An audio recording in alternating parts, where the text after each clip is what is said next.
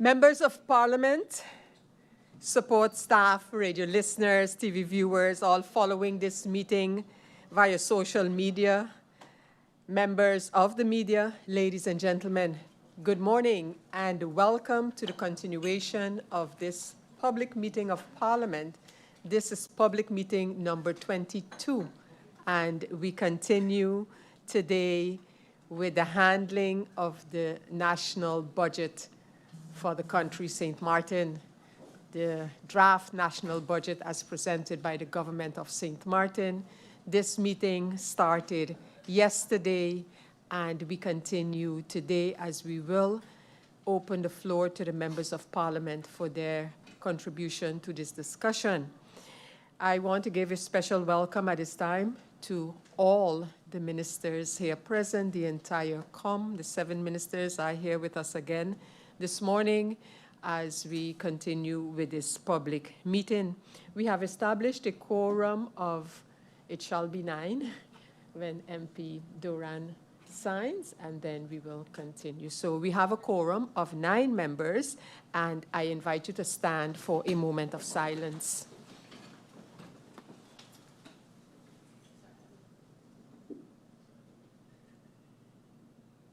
Thank you. I have notices of absence, or at least one notice of absence, and that is from MP Lyndon Lewis. And we have notices of lateness from the members of Parliament Peterson and Roseburg. Are there at this time any notifications from the floor? I see that is the case, and I give the floor to MP Lacruz. MP Lacruz, you have the floor. A blessed morning, Madam Chair, Lady Griffier, honorable ministers, my colleagues here in Parliament, those in the Tribune, and all listening via all social media platforms. Madam Chair, Lady, MP Otley is running somewhat late. He is busy getting some documents printed, seeing that we can't get that done here in Parliament. Then, Madam Chair, Lady, a small notification. Yesterday, I understood that there was an individual around our vehicles in the parking lot late in the night, also urinating on some of the wheels and of the vehicles. I remember that in the previous budgets, we were allowed to park here, seeing that it's late, and our vehicles could be moved there sometime when we break for supper. So if that is not possible, then I request that via yourself, Madam Chair Lady, to the Prime Minister, that some type of security is placed there, seeing that our cars are there late in the night and it is totally dark there. Thank you, Madam Chair Lady. Thank you, MP Lacruz. And the point you raised with respect to the vehicles and the members of Parliament having to walk to the parking lot, especially when meetings finish late at night. That point has been noted, and I will continue the discussion because it's one that we have been having. The Secretariat and myself, we will continue those discussions. The next MP to speak for notifications is MP Duran. MP Duran, you have the floor. Thank you, Madam Chair. Good morning to you, my colleagues, the Honorable Council of Ministers, persons in the Tribune, and a special good morning to the people of Sint Maarten. I would like to use this opportunity to wish condolences and much strength to the family of the late Miss Hassel Kanagita, which is the wife of Mr. Danny Hassel, who was a former State Secretary for the Sint Maarten Patriotic Alliance. I would like to wish him and his family much strength as they go through these difficult times. Thank you very much, Madam Chair. Thank you, MP Duran. I don't see any other members of Parliament wishing to make 1 or 2 notifications, so we can continue with the agenda point for today. And as I mentioned earlier, we continue the discussions on the national ordinance for the budget for the country, Sint Maarten, for the year 2026, the national ordinance budget 2026. For the members of Parliament, this is the national ordinance number 192 and the incoming document number 1159, dated June the 11th of this year. I just would like to recall that this meeting started yesterday, August the 20th, and we dealt with agenda points number 1 and 2 on this agenda.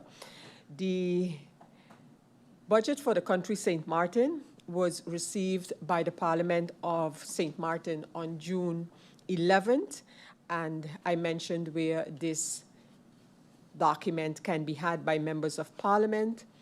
On this discussion on this draft national ordinance, we had central committee meetings on June the 26th and the 29th, as well as July the 6th. The members of Parliament posed their questions, and the final report on the budget was drafted. The answers to this report were received by the Parliament of St. Maarten from the government, and that is document number IS 1348, dated the 14th of August. As I mentioned, so we continue the public meeting now handling the budget for the country St. Maarten. Yesterday, we received from the ministers, firstly, a general presentation by the Minister of Finance on the budget, as well as the presentation of the Ministry of Finance, and subsequently, every minister provided an overview of their ministry as this relates to the budget 2026. The presentations, as given yesterday by the ministers, have also been shared with Parliament, and the members have received these as well. So today, the members will be given the opportunity to pose their questions on the budget 2026. After this, the ministers will answer the questions posed by the members of Parliament. And it is important to note again, like I did yesterday, that for this budget handling, the first round for speakers shall be 60 minutes as agreed to by the Parliament yesterday, and 30 minutes in the second round. The possibility for interruptions is there. I can allow, and for this meeting, I will allow the interruptions, or I will allow interruptions to be made and sticking to the guidelines for interruptions. The main one being that these are to be brief. It is not a sub-round. It is not another round. It is just a quick interruption that can't wait for the end of the round, can't wait for the end of the speakers. And you can bring something forward. You can add information to something that is being said. You can assert something that has been said if you view it differently, or you can ask a brief clarification as well. The whole purpose of interruptions is that it is short. So further remarks are that we will break for lunch at 1 o'clock. And then we shall come back and go on and continue until 6, where there will also be a break, and that will be for a brief, a light supper. So as I mentioned yesterday, we will try to stop. Hopefully we can maybe finish even the meeting around 9 p.m. And if not, if we're not finished by then, we will have to continue on Monday.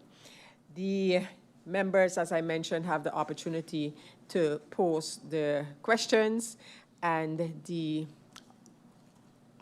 I ask also of the members that after you have posed your questions, if it is possible, if you can share these with our secretariat, just to keep track of the questions, but especially the responses by the government of St. Maarten, because I could just imagine that there will be things requested by members of Parliament that we will not be able to receive later or tomorrow, or that will take more time. And it will be noted, ministers, any commitment that is made to members of Parliament for supplying information, this will be noted, and we will ask you the time that you would need outside of this meeting to get that information to Parliament. And as I said, you will be reminded that this information needs to be supplied. So we continue, and I look to the our speakers list, and the speakers list is here. And members of Parliament, as you know, if you would like to speak, you would have to indicate this on the speakers list, I ask you to do so, and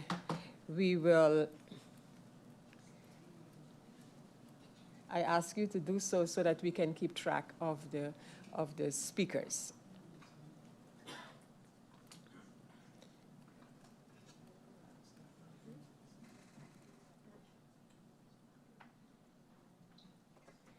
We have one speaker thus far, and I will now, as soon as he's ready, give the floor to MP La Cruz.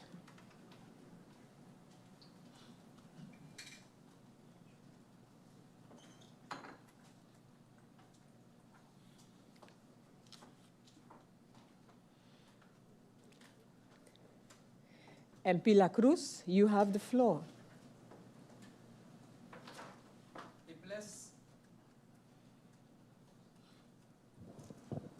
A blessed morning once again, Madam Chair Lady, Griffier, honorable ministers, their support staff here in the Tribune, my fellow colleagues, and all watching via social media. Madam Chair Lady,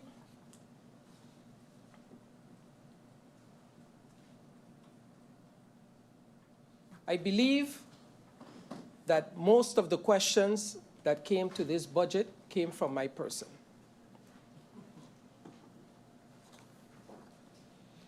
Out of the 2,500 questions, 1,073 or 79 were mine.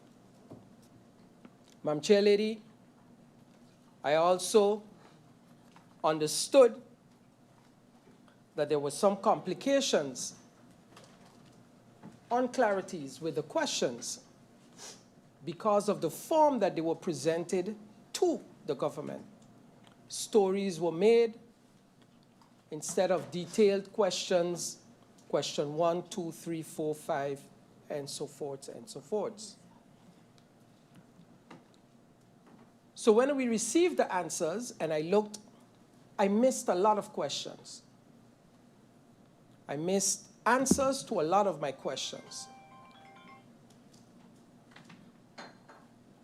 But the same thing I said in previous budgets, the answer is important, but what is even more important is the fact that the ministry and the ministers understand why the questions are being asked and what can be done with the answers to those questions. And if there's no data to answer those questions, that the ministers could pay attention to it for the next budget. So I'm going to start by saying this, Madam Chair Lady. Every minister will receive from my person a letter sent out through the chair with all my questions individually, one by one.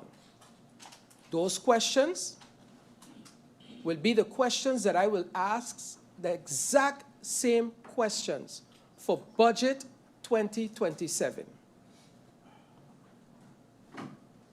So if you didn't have the data then, please work on it so we could do it for 2027. I am not going to request that the ministers answer the questions that were not answered properly or that were not answered at all. I will give them that grace because I understand and I want to believe that it was not properly communicated. So I'm not going to do that. That's for the civil servants. Madam Chair Lady, my questions related to the priorities of the ministry, measurable results, oversight, revenue projections, economic assumptions, external shocks, fiscal rates, resilience and structural sustainability, lessons from previous budgets, and how the new budget could be improved, and a lot more. All of this, I will make sure that it is communicated properly, because it is not my goal in any way whatsoever to frustrate anyone. It is about making sure that we move this country forward. Madam Chairlady, and if any one of the ministers don't agree with that, they could let me know, and in the second round, I'll send them the questions to ask again in this budget. Madam Chairlady, in the second round, I will bring 2 motions and 1 budget amendment. I will let those, my fellow colleagues, go over them. So I will have those distribute to my fellow colleagues sometime during the day today. And then also they will be presented to the Council of Ministers for their opinion on it. The budget amendment, Madam Chairlady, concerns travel. Madam Chairlady, we have heard lots of cries concerning, oh, they're always traveling, they're always this. Madam Chairlady, without travel, we can't do our jobs. But we could take a cut. So the budget amendment is a cut of 5% straight across the board. Straight across the board. The whole budget. Everyone that has travel will get a 5% cut. These funds will be allocated to the Ministry of ECYS. Specifically, sports. Part of this, Madam Chairlady, I will request that the ministry organizes a workshop to teach all sports federations how to request funding from government, when to request, and teach them to plan. Madam Chairlady, we do not want a situation again where one of our top athletes needs to go out on the road begging by supermarkets for donations to be able to go out there and represent our country. So we will start with that. And I hope that gets a full support from my colleagues and the ministers. Then, Madam Chairlady, the next motion, which I will present in the second round, relates to car wrecks. I have, in the meantime, literally, I think about 4 months ago, sent out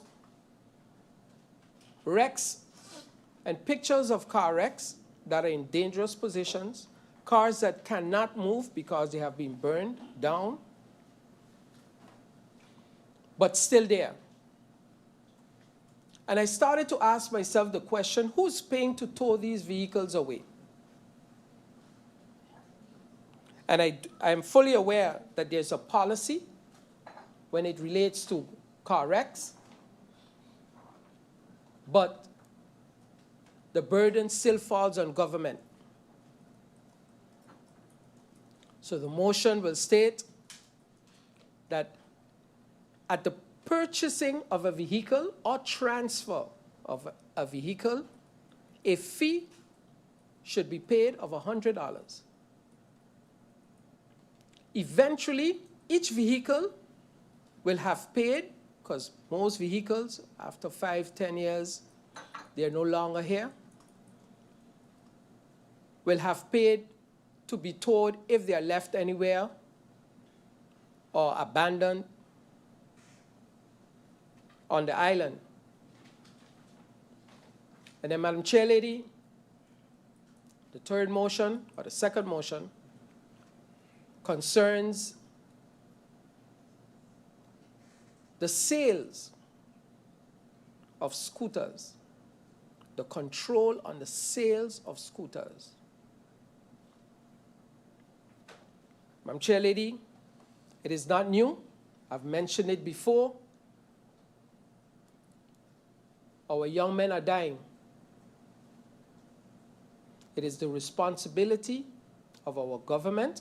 It is the responsibility of this Parliament to curb that.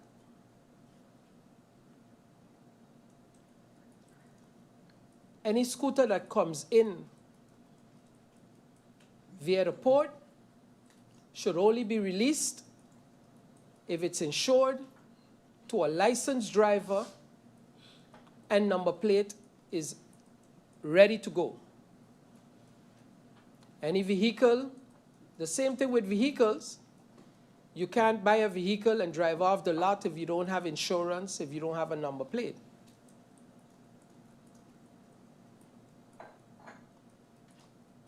If these are bought on the French side,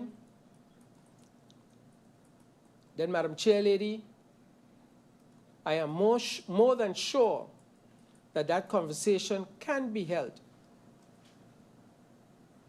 with the collectivity.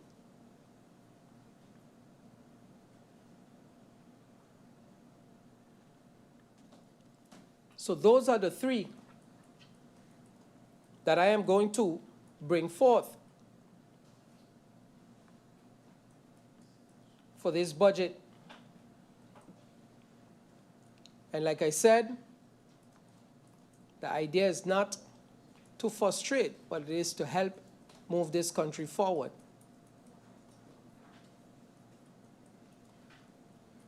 Madam Chair Lady, a few comments on the presentations and individually to the ministers through you, Madam Chair Lady. Madam Chair Lady, I will start with the Minister of VRAMI. As this morning, I saw that the ministry is hiring finance project lead, landfill engineer consultant, senior waste management manager and head of waste authority, waste and environmental management consultant, maintenance worker, legal advisor. And when I saw this, I actually almost went in panic.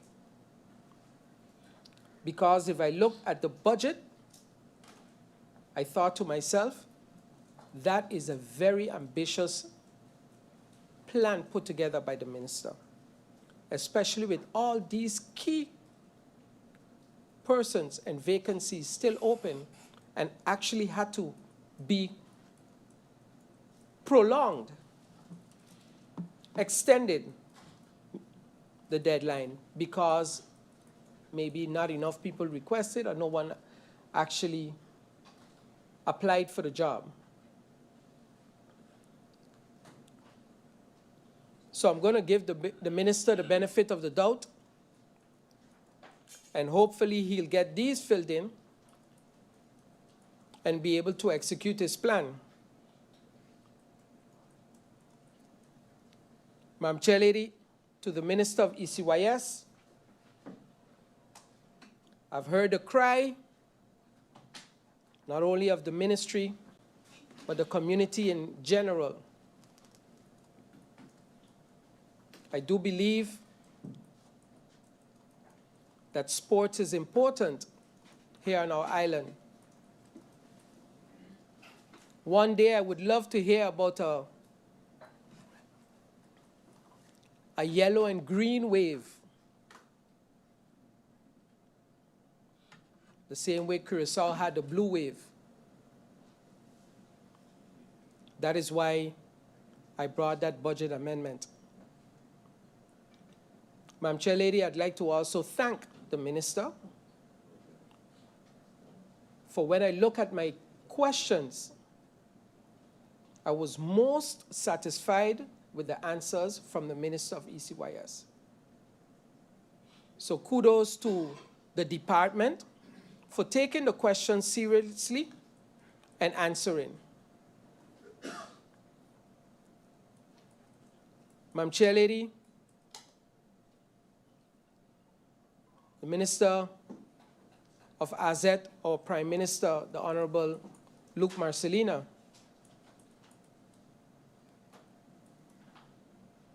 I missed some questions, but I already explained why I think that was the case, and we're going to make sure that that doesn't happen again. So basically, every minister has all my questions already for budget 2027.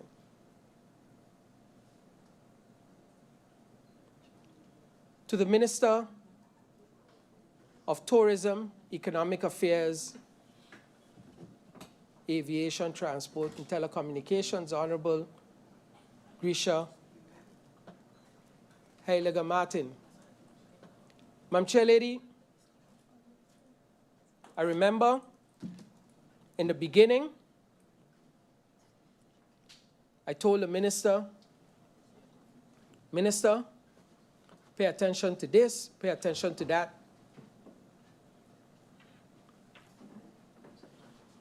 There are people that are literally working against you. They don't want to see you look good.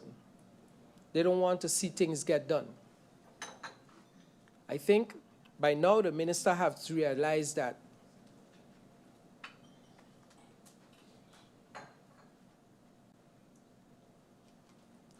Get rid of them, because they're keeping the country back.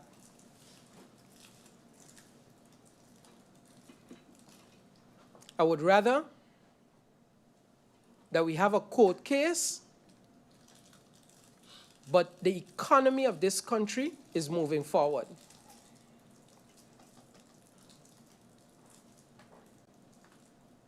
The train can't move if the people on it holding it back. There will be no choo-choo.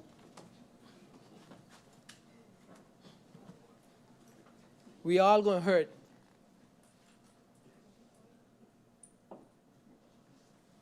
Madam Chair Lady, in the presentation from both sides, the Minister of Finance and I think from the Minister of TIAT also, I saw numbers that came across concerning how much we make in business licenses.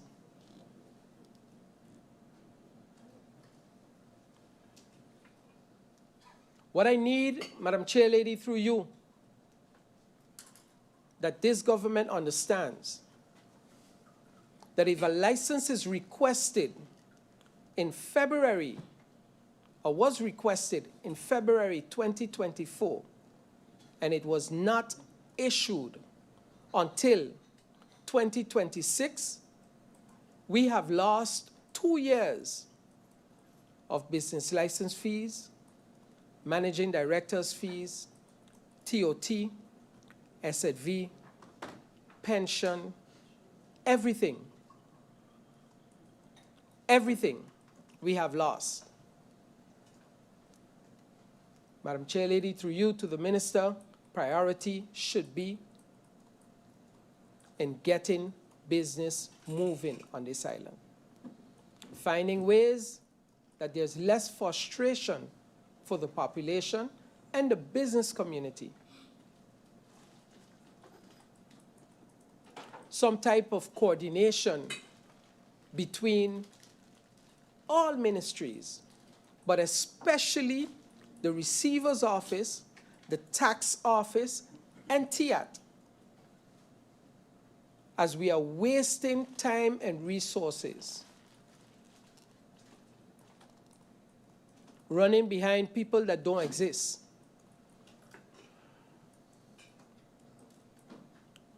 Simply because there was no overdracht van informatie. Madam Chairlady, to the Minister of Justice,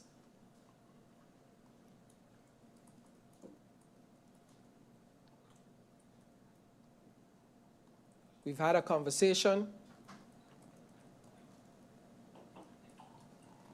and I want to say this.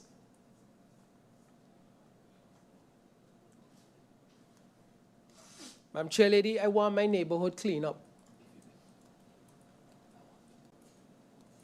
I would love the whole Sint Maarten to be clean up. But right now, I want my neighborhood clean up. I want St. Peter's clean up. I want the guns off of the road in St. Peter's. I want the young men in St. Peter's working. I don't want them on a block. Madam Chairlady, when I moved to St. Peter's, I did that with pride. And now driving through St. Peter's, it is frustrating.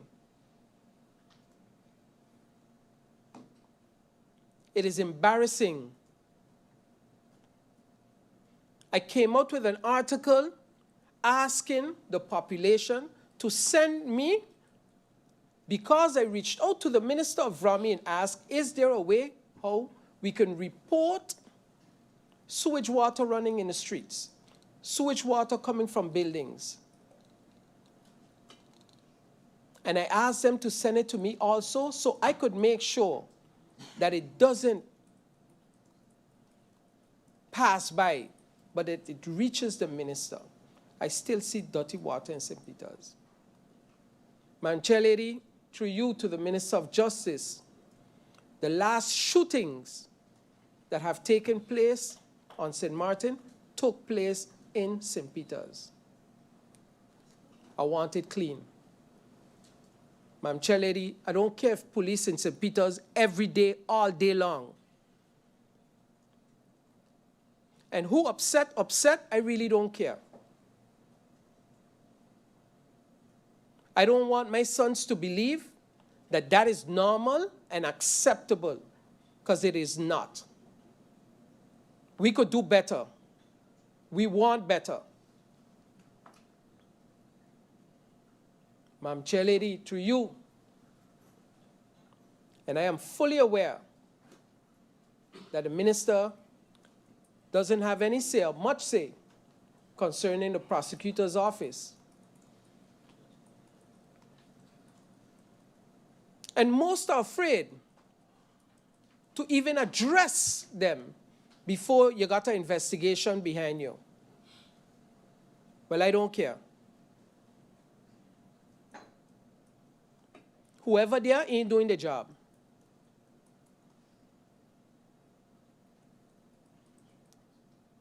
Whoever is there is not doing the job. So, Madam Chairlady, I don't care if we need to call Holland. I don't care who we got to call. If they can't do the job, get rid of them. Get rid of them.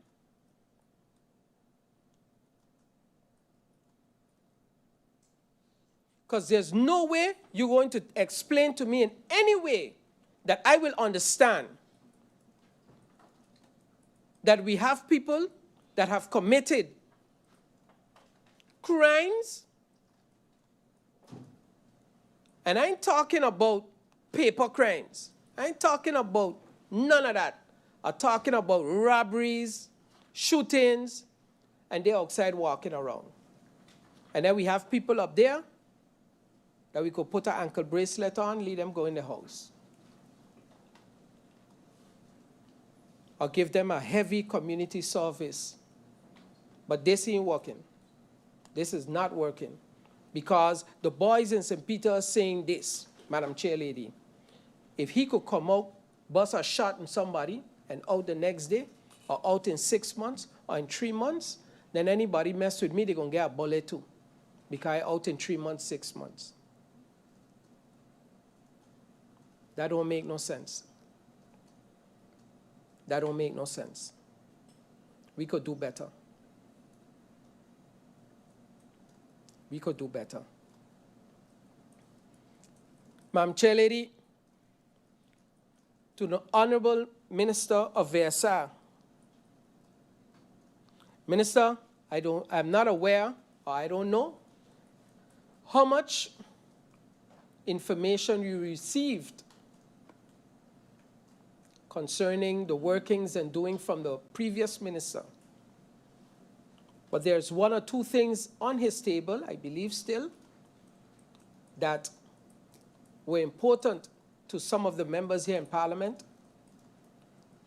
And we had one or two meetings concerning them with the minister. One was the food additives and chemicals that are allowed into Sint Maarten, that our people are eating. The amount of people that are now dying from cancer, I think it is time we pay attention to it. So if the minister would like, MP Duran and myself will have no problem meeting with the minister, a work visit, and bring him up to par. But I am fully aware that the ministry who sat there in our meetings are also up to par with what was taking place and what was the plan. So I would appreciate it if that would also be picked up. Continuity is important. Madam Chair Lady,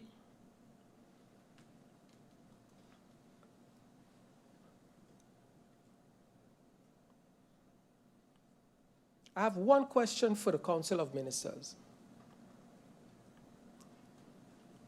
Each minister individually, one question.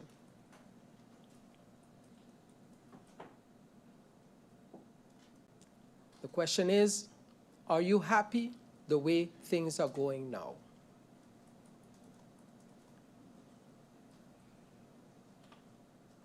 Are you happy with the way and the direction the country is going?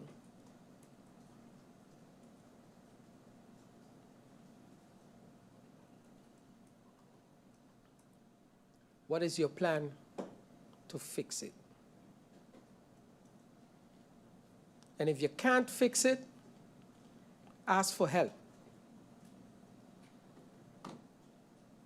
If you can't fix it, ask for help. There's no shame in asking for help.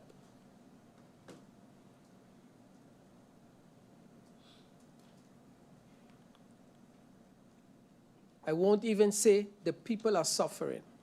I will say we are suffering.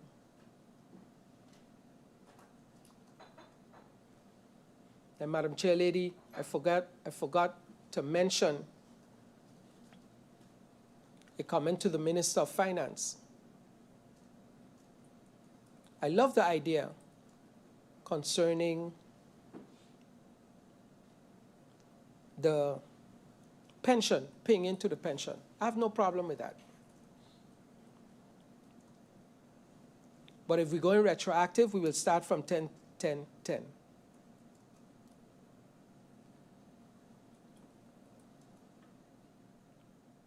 Because as a colleague of mine mentioned this morning, nobody in here ain't benefiting from it. None of us ain't reached pension age yet.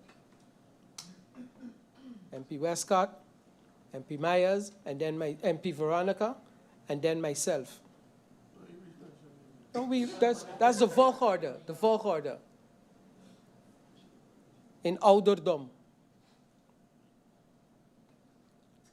So, literally, if we're going to do that, then we will go back till 10-10-10. Then alone it's fair. Because you don't give me a contract already, and you tell me I'm getting days paid, and now you want to take off of it more, I already suffering. Trust me, I'm suffering.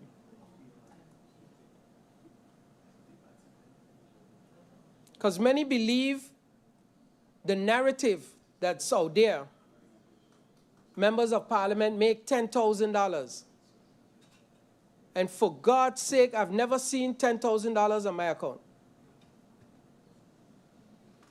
Almost half of that goes into premiums. SZV alone is $7,300.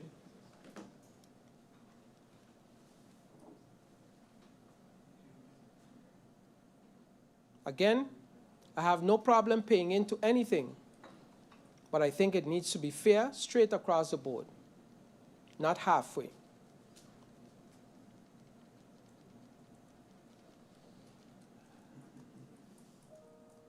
Madam Chair Lady,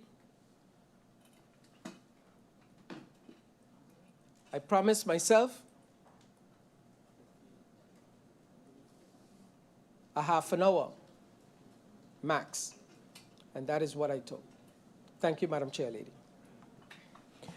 Thank you, MP La Cruz, for your contribution and questions. And a brief reminder again, in addition to getting the questions so that we can take note of the questions of the MP, and if there's any commitment by government, that is also recorded.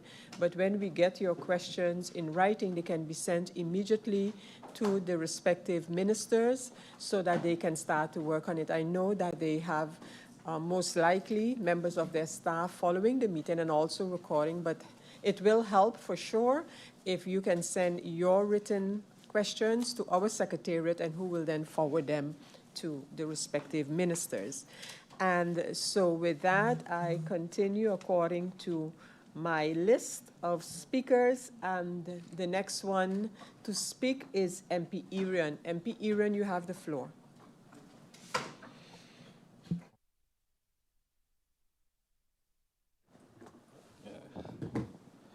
Good morning, Madam Chair. Good morning to the SG. Good morning to my colleagues. Good morning to the Honorable Council of Ministers and support staff, those in the Tribune and the viewing public.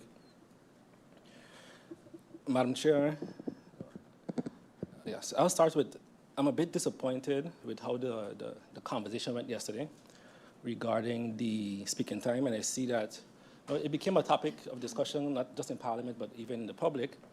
And I will state with my disappointment starts, and I know MP, with some comments that MP Myers made.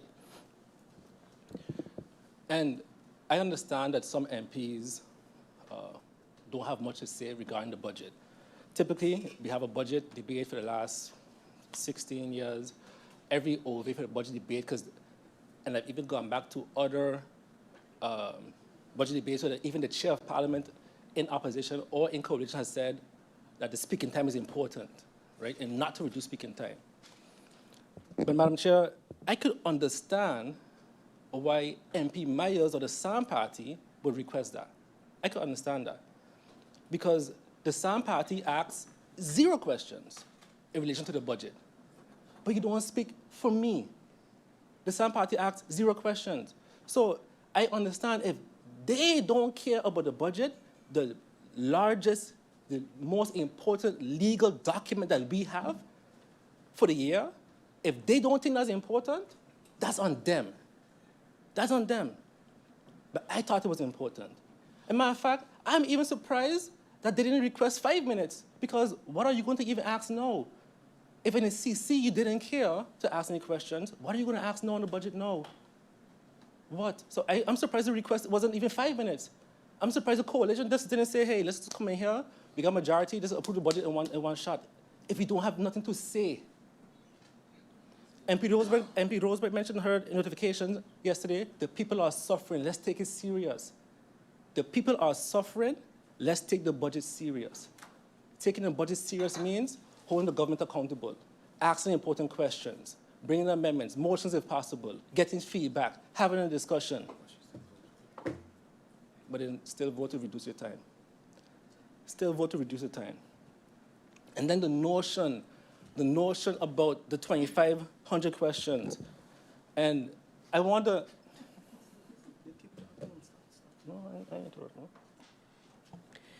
MP Irian, I'll allow MP Roseberg to make her interruption. MP Roseberg, you have the lectern.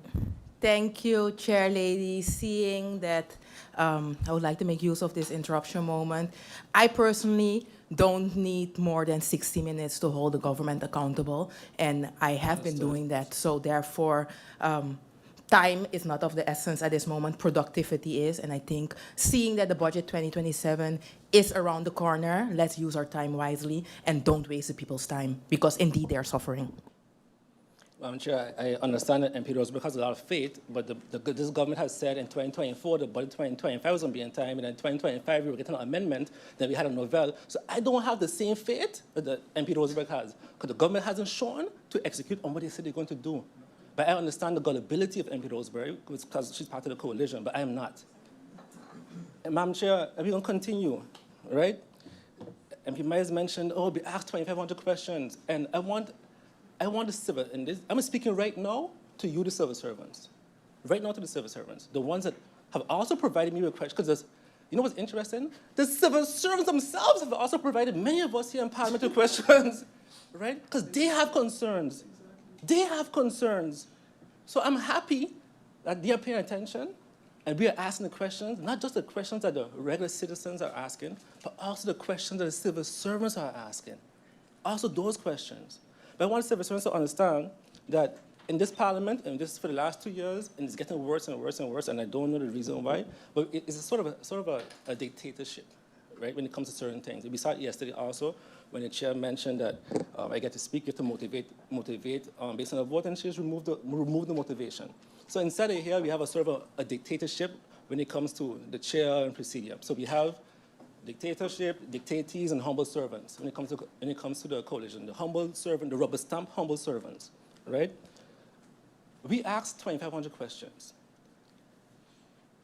The opposition said at that time to the dictatorship, we don't agree with this proposal of the CC.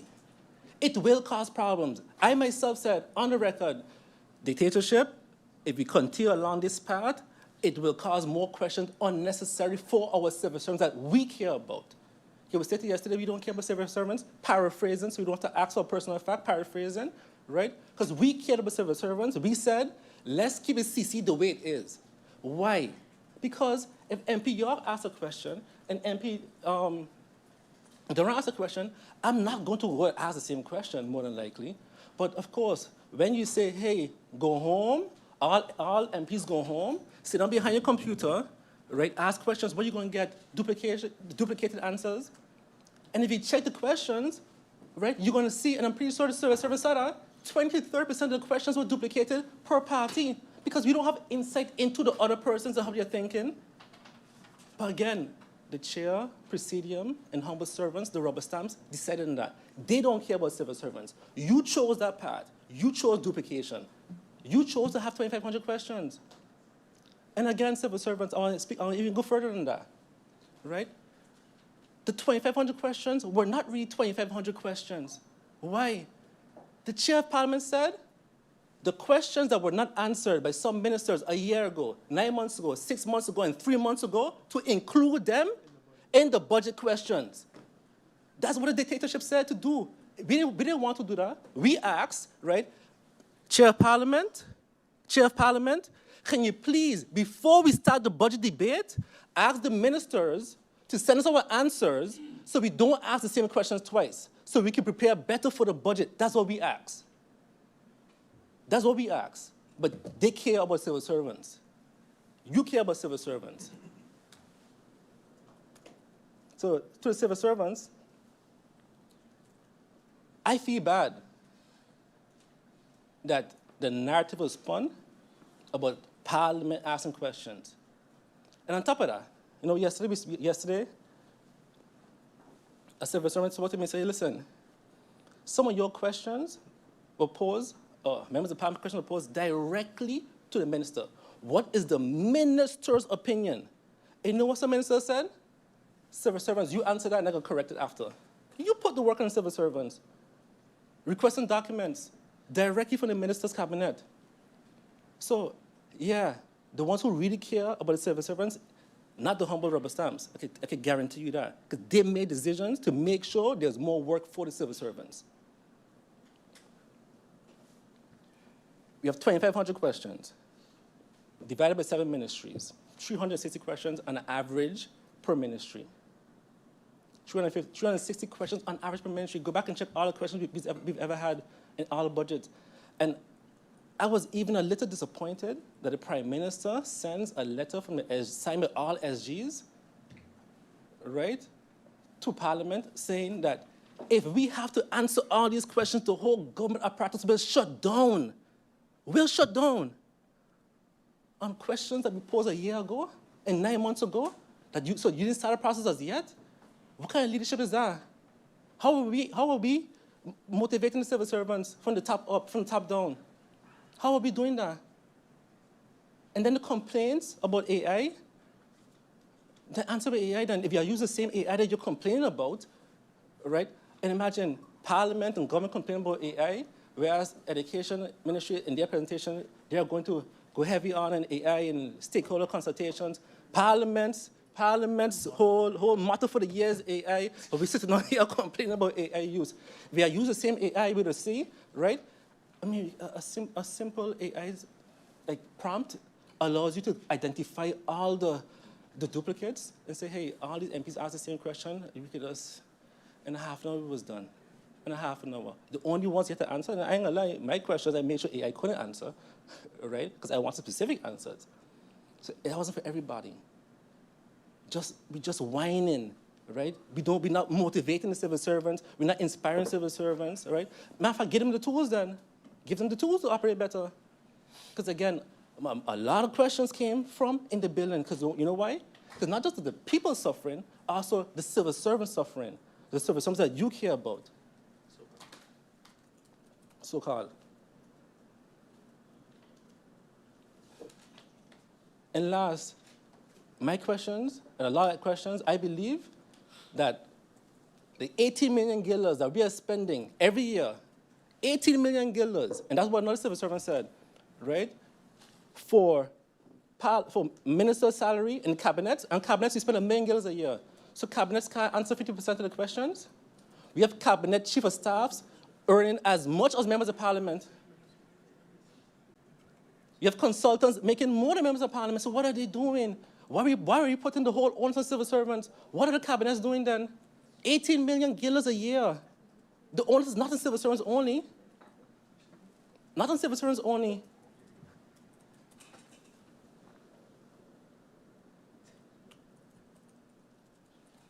Talk about grandstand. I'd rather stand. Grand is not stand at all.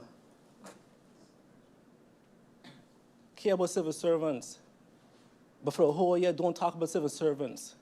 Don't ask nothing about civil servants. Don't ask no question about civil servants, but care about civil servants. Care about civil servants. Every time, every meeting, don't ask no question, that's rubber stamp. Don't ask no question, that's rubber stamp. Don't ask no question, that's rubber stamp. But care about civil servants. You know who cares about civil servants? The government that put a COLA in place to increase the civil servant salary for the last 2 years. All this government has to do is implement and pay. We did that. You could contact the union, contact the former chief of staff of VSR, Sylvania, contact Varia from CCS. You contact them. Ask them who cared about civil servants. Go and ask them.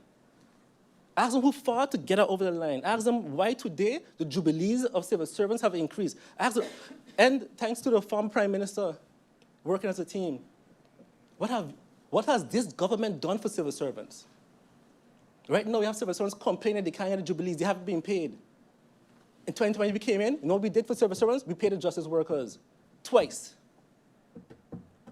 Because we cared about civil servants. We cared about civil servants. I care about civil servants. I cut my cabinet budget, right? Put it by the Financial Accounting Department and ensure that 4 young, some of them single mothers, right? Finishing their degrees right now. I cut my own budget. I didn't ask for budget from someone else. I cut my cabinet budget and say, hey, we have our staff here.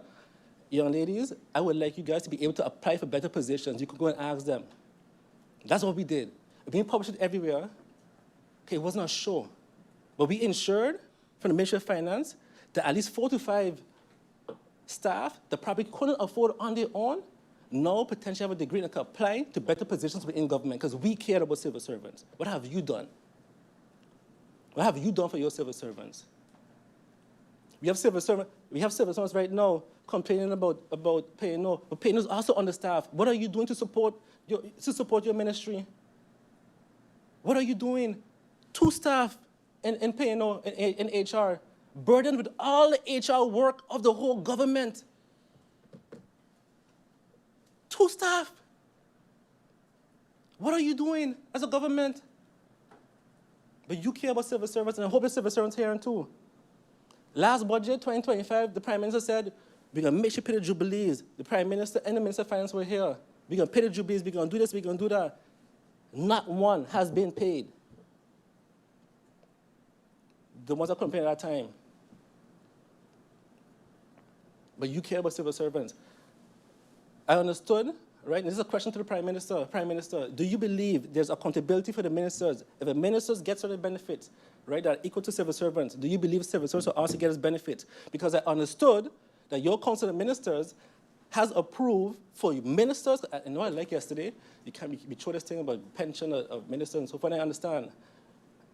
I'm getting that just now. I understand that the Council of Ministers approved for themselves to pay out their vacation days. So as a Prime Minister, did any minister or ministers from your cabinet were able to pay out vacation days that were owed? So they didn't take vacation, a couple of you didn't take vacation, so vacation days were all over, and you were able to pay out vacation days. Is that a fact or not, Prime Minister? To you, Madam Chair. And why I'm asking that, I have no problem with that. Vacation days roll over, you want to get paid out, I have no problem with that. I want to be fair across the board. Because when we were ministers, right, I don't know what changed in this Council of Ministers, but we had to take our vacation days at the end of our term. We didn't have no rollover effect. We only paid out vacation days that you didn't take, and a strict calculation too, right, at the end of our term. At the end of our term. I have staff in finance, we have staff in general affairs, we have staff, I understand, in other ministries, right, that asked for the vacation days to be paid out, and they were denied. So from the top, we get to not take vacation, but you have the power to take vacation whenever you want. No one could determine for a minister when you go on vacation by the Council of Ministers. You get to decide when you go on vacation. But civil servants suffering because you tell them no, but at the top, we get to take our $20 million salary and pay it on the vacation days to go and enjoy our vacation. And the Prime Minister at even more. Maybe the civil servants don't know, but the head honcho is above all other ministers, right? So again, I would like confirmation of the Prime Minister, and maybe even checking with the Minister of Finance. So is that a fact or not? So both. And if that is true, are we going to allow all civil servants, getting W's in the chat, all civil servants, right, to do the same thing, allow them to pay out also? Why? I believe that's one of the benefits that this Council of Ministers can do to bring relief for these civil servants. Let them cash out their vacation days, pay their GB bills, pay whatever bills they have. That's one way to start bringing relief to civil servants. Let them decide, I'd rather work and get cash.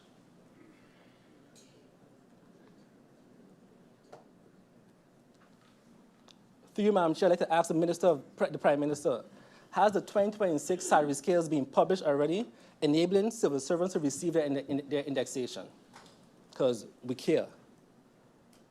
What is the status of all the function books review per ministry? Because we care. Wage bill measures have been implemented by the Department of Pay based on the original agreements with Tabio.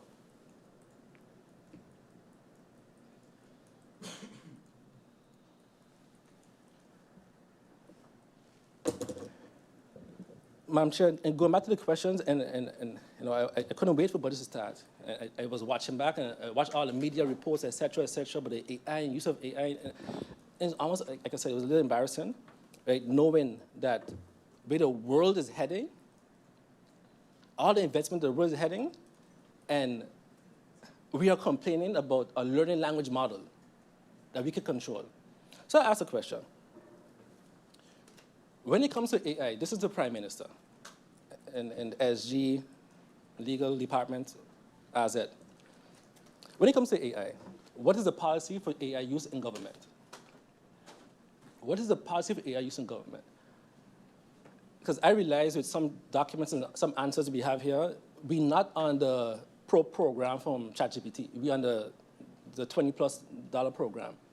So are we going to support civil servants with some type of AI? Is there a policy? Because I can't imagine, or let me change it differently, or are we expecting that members of cabinets are taking official government documents, uploading it to their personal ChatGPT or cloud where it's stored, and potentially being trained on this data? So where is the AI sovereignty? So if I take a document from the cabinet, put it in my personal AI, you know what ChatGPT does? It remembers this and goes forward. So even if I have a topic on something else, especially if it's in a project, it refers back to this previous document. So how are we working when it comes to AI sovereignty and AI policies? Everybody could just upload documents from government directly into their own personal ChatGPT and cloud? Is that how we operate in? Just to make sure. Because what I am seeing here, right, is definitely the case. So when we complain about AI, let's also talk about our AI policy, how we want to operate. And I want AI to work. I want to expect government to operate with AI to get better, be more productive, be more efficient. Madam Chair, we have ministries when it comes to AI that are providing, let me give a little context to the general public. Right now, for example, Claude is one of the first AI technologies that are watermarking. So all AI is already watermarked, right? But now, because of the EU laws and policies, they have to watermark, so they have to identify it. So even when you publish text now, going forward, even though as humans we may not be able to see it, right? It will be a watermark. And right now it's already possible, right? We have ministries right now sending Parliament official documents straight out of ChatGPT. Straight out. No editing, no human management, nothing. Straight out of ChatGPT. And I want to say this.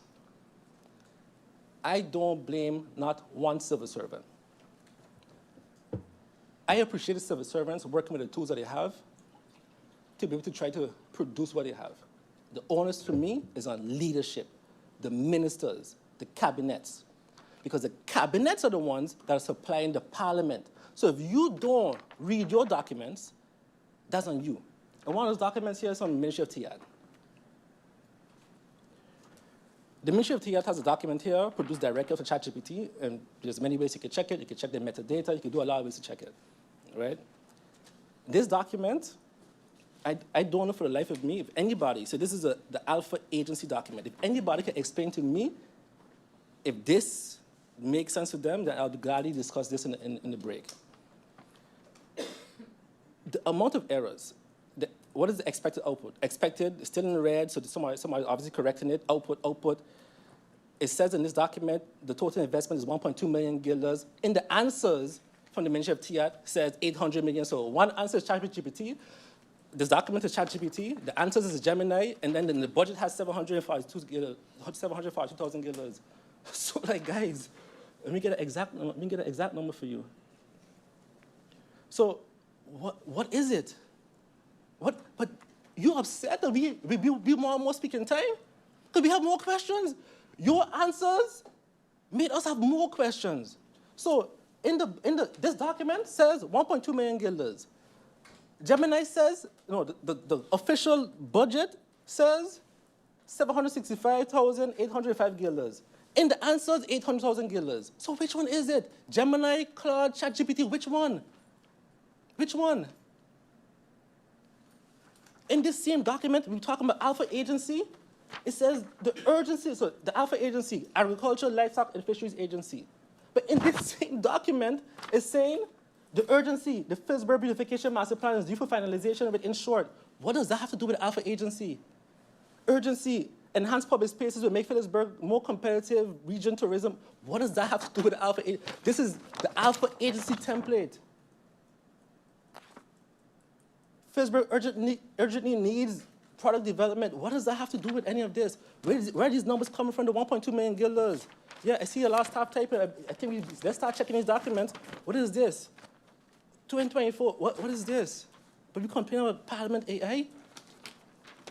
Complain about Parliament AI? Again, Prime Minister, through you, Madam Chair, where's the AI policy? Where's the AI policy?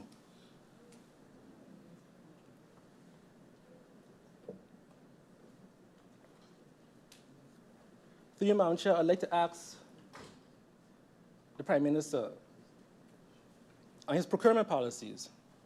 I have a concern from how the Prime Minister may be operating in terms of the ministry may be operating when it comes to procurement. So, Prime Minister, what is the procurement policy of your ministry? Because I understood we just go and rent and build. We don't have money, right? But we are ready without doing any type of tender process. We go in and saying, hey, we want to rent this building in Colby. No tender process, just we don't know the cost per square meter, nothing. We just want to rent this building in Colby. Yeah, I'm being specific, so you know exactly what I'm talking about. Through you, Madam Chair. So was a tender process for everything within facility management? Is there a tender process? Is there a tender policy? Because we've I'm going to use the word fire, right? We've taken persons out of the civil service at the bottom, the ones that were not decision makers. Carry them to court, suspend them. They win their court case, and now they have to be back in government now. So, Prime Minister, my question to you is, if that person that you believe did not operate with integrity, won their court case, the bottom, the staff that couldn't sign any documents, the one that you tried to put the blame on as a government, what happens now? What happens now, Prime Minister? Because the actions were committed because, through you, Madam Chair, the government said actions for a fact, actions were committed. Fraud, stealing, whatever. We tried to put the blame on one individual. The court said, no, reinstate. Is that person reinstated, Prime Minister? Has that person been reinstated? Through you, Madam Chair. And what is the government, through you, Madam Chair, and the Prime Minister going to do now? What are you going to do now? Because this has happened. All the acts has happened. Are you going to take it further? Are you going to take it to the top? The person that was actually signing off.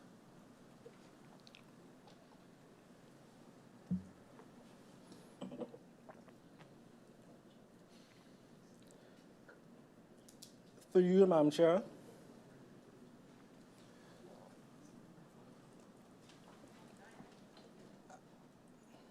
I appreciate the fact that the Minister of Finance continued the efforts of the budget policy.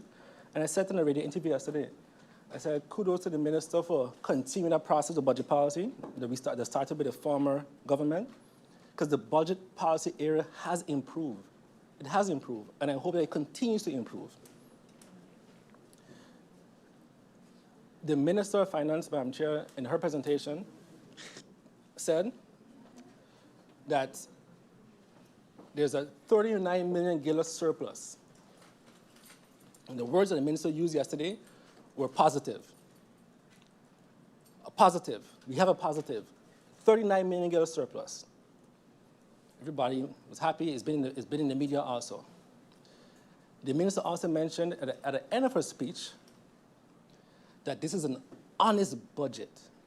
This is an honest budget. And I believe that it has some type of honesty to it and a little less honesty in other areas.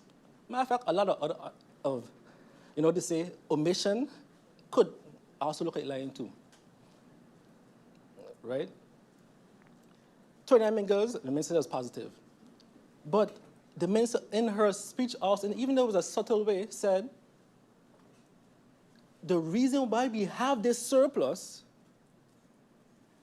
is because of less expenditures. And I want the general public to understand this. So the government is saying that we have a surplus of money, 40 million guilders, because we did not work. We did not execute. We didn't execute the things in month 1. We did not execute the things in month 2. We did not execute the things in month 3. That's not my document. That's the budget. The budget is saying that. The presentation said that.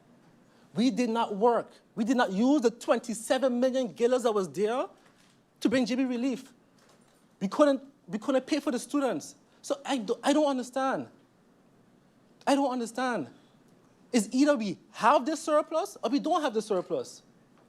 Because if we have a surplus of money, how can the Justice Minister, Madam Chair, come to Parliament begging us for money and saying we need the MPs in Parliament when the budget comes to find money for justice? That was 2-3 weeks ago, the Minister of Justice, a while ago, the Minister of Justice said that. One of the last meetings before the Parliament break. So do we have a surplus of 27, 39 million guilders or not? So if we're going to be honest to the people, let's be honest to the people. To you, Madam Chair, I'd like to ask the Minister of Finance, can we have the second quarter report? We are now in the third quarter. I think we asked this already in our questions. Can we, before the second round, get the second quarter report, which already had to be presented, I believe, a month ago? And at the very least, get the data from it. So where we're at now. Because I would have expected that the government would have taken our current data, not a presentation in August 2026, on data of March 2026, and saying in August 2026, we have a surplus of 39 million guilders, when that data is reflected based off of March 2026. Come on, which business does that? Which financial institution does that? You go and you extrapolate the data you have right now currently, and you say, hey, this is our current reality. We're in August 2026. So I agree with the minister. Let's be honest when it comes to the budget. Because we're going to have MPs in here saying, we have money, we're going to do this. The people out there hearing we have 39 million guilders, but then we can't execute. We have 39 million guilders surplus, but we have a stack of vendors that can't get paid. You know how insulting that is? You know how insulting that is to vendors to hear a government saying, we have a surplus of 39 million guilders. We didn't execute nothing, but they worked, but they can't get paid. And every single minister, to you, Madam Chair, is complaining, right, to finance that, oh, vendors ain't getting paid, vendors ain't getting paid, vendors ain't getting paid. So what is it? Do we have a surplus or we don't have a surplus? To you, Madam Chair, you know, I watched the presentations yesterday, and I was at high school at best level. At high school at best. Because we have ministers that are presenting in their presentation like they're in Back to the Future. Ministers sitting down here in August 2026, fine, the fact is the budgets are late, etc., right? Those are facts. But presenting as if they are in January 1st, 2026. The presentations yesterday were given as if we're starting the year. These are all the things we want to do, Madam Chair. Come on. Come on, Madam Chair. What kind of hope are you giving to the people? How are you inspiring the people? Just mama guying the people? Mama guying them? In 7, 8 months, you couldn't execute these things. So in 3 months, you're going to do all of these with the staff you wouldn't hire as yet? High school at best. Because what I would have wanted to see, Madam Chair, was, hey, MPs, right? We have these projects listed. In August, we plan to execute this with the cash that we have. In October, this is what we're going to do. In November, this is what we're going to do. In December, this is what we expect to accomplish with the rest of the year that's remaining in the budget that we have. That's a true presentation and an honest budget. But what this government continues to do is super overpromise, nice images, and under-deliver to the ground, buried. Madam Chair, this government creates a hype and a hope, and then creates, on the opposite direction, extreme disappointment. That's what the government does. I expected a presentation saying, hey, September, the budget going to be approved September. In November, these are the laws we're going to execute. And guess what? Our budget 2027 come in, so the rest of these things we're going to put in budget 27 and execute then. No. But we have ministers saying they're going to execute their full budget, or the full presentation in the next 3-4 months. So we can hold them accountable in budget 2027 then and see if those executions were done.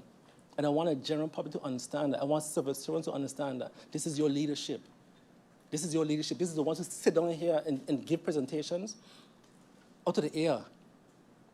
Not based on any facts, not based on any execution. We have a budget policy. I agree.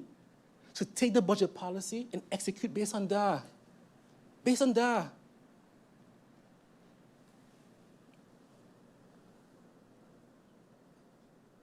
Through you, Madam Chair, I'd like to ask the government, when will the CIB be fully functioning again? We have all these laws we have to approve. The Minister of Justice mentioned all these laws. TIAD has laws, agencies, all of these things have to potentially go through the CIAD. So where are we with that?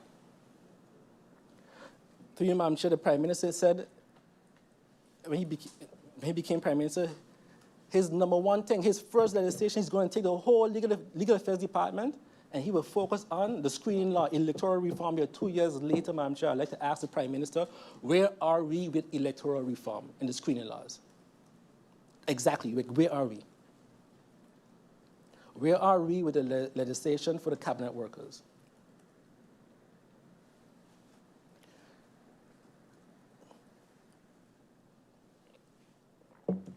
Madam Chair, through you. I saw an article for the Minister of TIAD that said that the Council of Advice is wrong or misspeaking, I'm paraphrasing, I don't have the exact words, when it comes to Soul Beach, et cetera, and the other items that they mentioned. So an article came out, the Minister responded. What I thought was interesting was the fact that the Minister sends in public, but the government and the Minister, they don't want to give us the budget. In their document that they gave us, so their legal document, the budget, our law says, Council of Advice says, so which is paid out with no authority of Parliament, illegal. Other entity paid out, illegal. Other entity paid out, illegal. I didn't say that. I said it earlier on, but the Council of Ministers confirmed this in their own legal document sent to Parliament. They didn't counter it. They didn't say no. They said noted. See you, cool story, bro. I agree. So why are we making up? Why are we publicly saying no? No, you had the opportunity in your legal document that you submitted to Parliament to say, hey, Council of Advice, I don't want this document to get to Parliament and get it misconstrued. This is not true. This is the information. This is the data, right? This is wrong. I had to ask. I don't see it in the budget. Which line item, where can I find Soul Beach that we paying it? Is it in unforeseen costs, legal? Where are we paying Soul Beach? Through you, Madam Chair, I'd like to ask the government. And all the other entities that the Council of Advice mentioned that were illegally paid out, Madam Chair, where are those entities being paid out from? What line item exactly?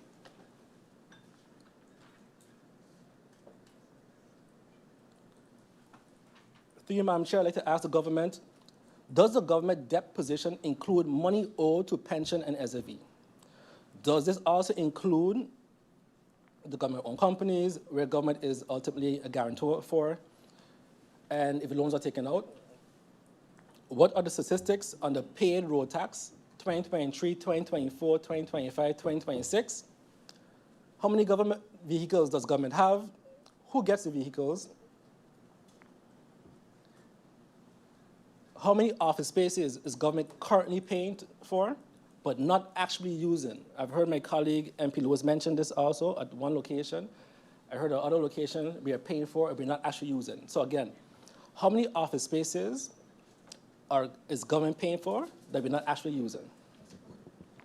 In addition to that, we have a government that says to the public, the general public, you gotta be good, pay attention, be accountable, pay your rent, do this, pay your taxes, pay your SFE.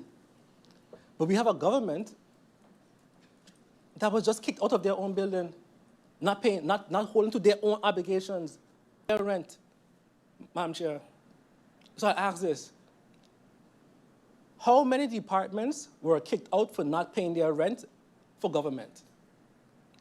And where are they? I understood they're now moving to Telem building. So how many departments are now moving over to Telem? Matter of fact, I understood some of them are there already. So how many departments and how many ministries? In addition to that, is the government compensating Telem? Because we already saying in the presentation from the Minister of Finance said, Telem is improve. But now we're going to take our departments, put them by Telem, and not even pay Telem. So we're not going to help them out. Because guess what? The courthouse renting Smithcoms, and they're going to, the Smithcoms benefit from Telem. Let me ask a question. Madam Chair, I'd like to ask the government, is the courthouse going to rent the Telem building by the governor from Smithcoms? Is Telem going to do that? And if they are, they're going to get income because they want to survive. They're trying to find ways and means. So I'm going to ask now, is the government going to pay similar to the courthouse rent to Telem? Or is it just a hostile takeover? Because now we have staff that are on very short notice being squeezed into small offices because the government coming in, and Telem scared because whatever. If that's the case, Madam Chair, I would like the government to provide the Parliament with the Telem agreements, the rental costs, per square meter, how many staff, everything. Please provide Parliament with this. If that's not the case, if we have no agreements, what are we basing this on? A handshake? Has this transpired to the government?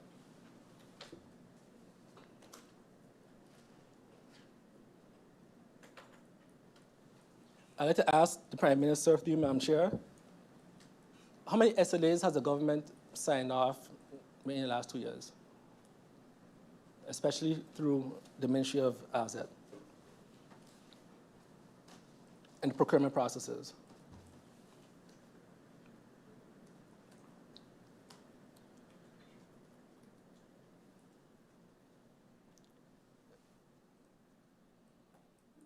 Two years ago, in the Budget Amendment 2024, I stated, I've been back again to listen to it.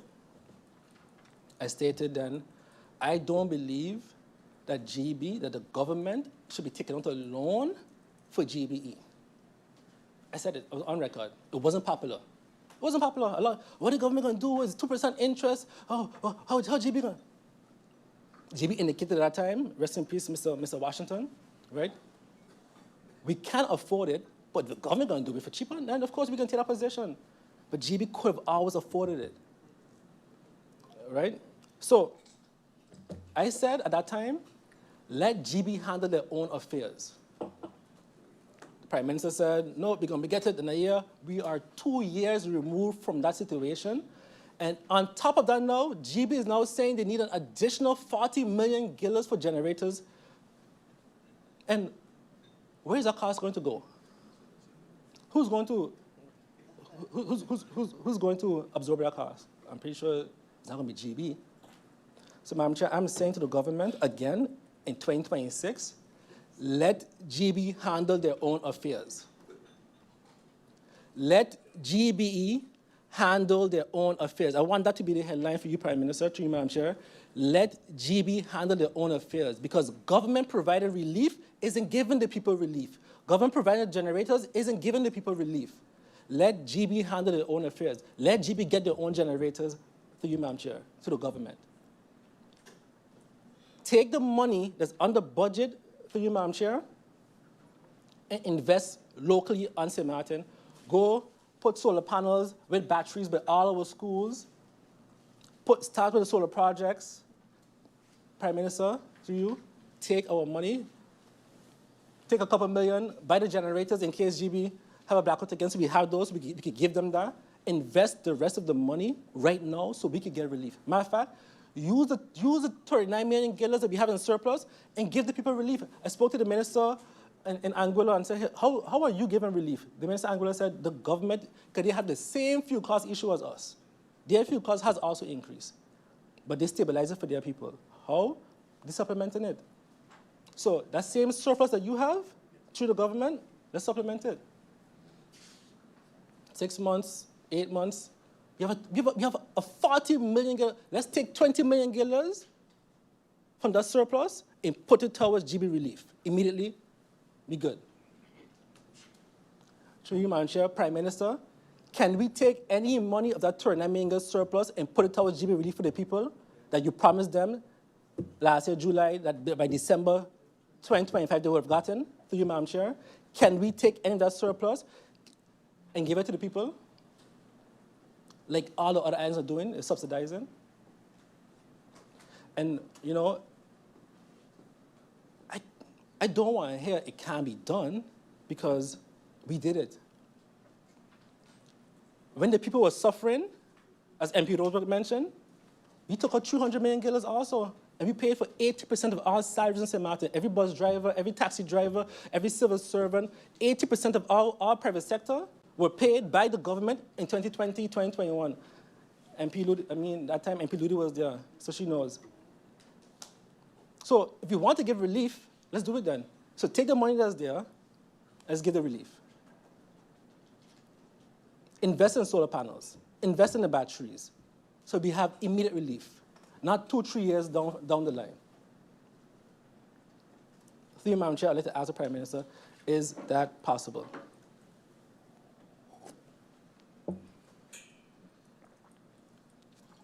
Again, I want to make it very clear.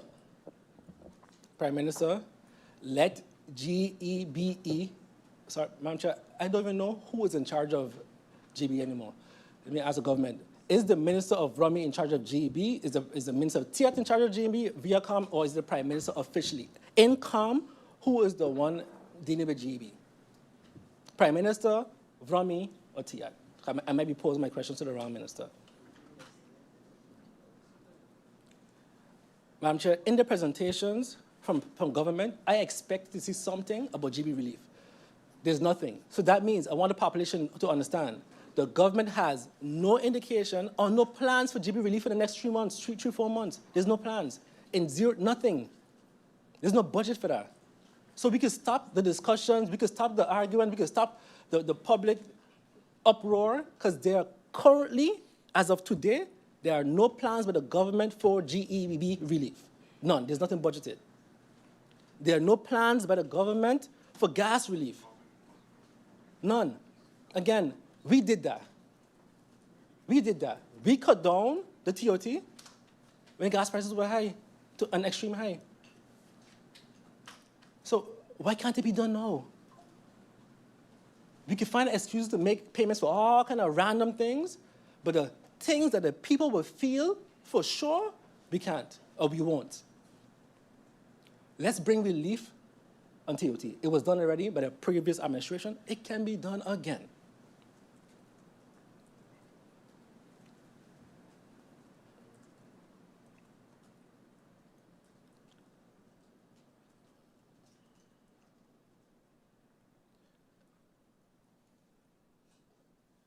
Madam Chair, I saw in the press a RFI from the Ministry of TIAT, request for information regarding public transportation. Again, I was disappointed, not because the government is trying to involve the public, but it's how they're trying to involve the public. How is an individual protected by giving information to the government? Because you know what I have heard or seen in the last 2 years? Someone goes to the government, says something, the Minister of the Cabinet says, oh, we're working on that already. Oh, we're doing that already. So my idea, my intellectual property is gone. So when it comes to RFI, what is the RFI policy of government? How is a person's idea being protected? On top of that, we have an RFI. All stakeholders, the whole island, let's participate in a traffic solution. But, Madam Chair, golly, what is the government's vision? What's the government's vision? You're not going to say nothing? You're not going to say, hey, this is what the government is working on. Our ideas, this is our idea. This is what we are doing, right? How can you complement this? Do you agree with our vision? Do you agree with our ideas? Just nothing? The government, the ministers and the ministers' cabinet are being paid $18 million a year to make these decisions. $18 million a year. to go and ask the stakeholders for free, the citizens that are suffering for free, to say, hey, give me your ideas, I'll execute. So what are you spending $80 million for? And that's not even including the consultants that we're paying, and not even including the consultants that are not budgeted for and being paid every month without a procurement process or without a tender process, which we can get to in the second round. So what are we doing? I must come and solve the traffic solution, right? And the government hasn't indicated how much budget do you have to solve these solutions. I can have a pie in the sky idea. 10 million guilders, 5 million guilders, 3 million guilders. How much money do we have for these solutions? It's the most random, weird RFI ever. Like, do we read these things and say, okay, what do we expect? Just to say, hey, we know in high season they have a problem. If we want to say, we put something out to try to help traffic on St. Maarten. That's it? That's our solution?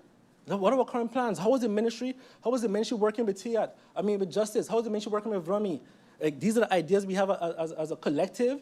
These are the things we want to do. This is a budget. How can you complement these things? I even understood there are entities already in talks with government, with traffic solutions that aren't getting responses. I even heard they had a whole presentation with the Council of Ministers, and it's nothing. So, what do we want from the general public? We understand the presentations from the ministers yesterday were highlight reels of all the problems in St. Maarten. We understand the people are literally living through the problems. We are literally living through the problems. What are you going to do to solve them? How are you planning to solve them? With what money are you planning to solve them? Where are you with your solutions? What is your timeline with your solutions? How do you want to execute? That brings some type of hope for our people. But let's not ask questions. Let's just rubber stamp and go along with a dictatorship. To you, Madam Chair, I'd like to ask the Minister of AZ, the job fair that was in the Netherlands, how much was budgeted for that job fair? How much was spent? And what was the return? So how much people was actually hired in that job fair?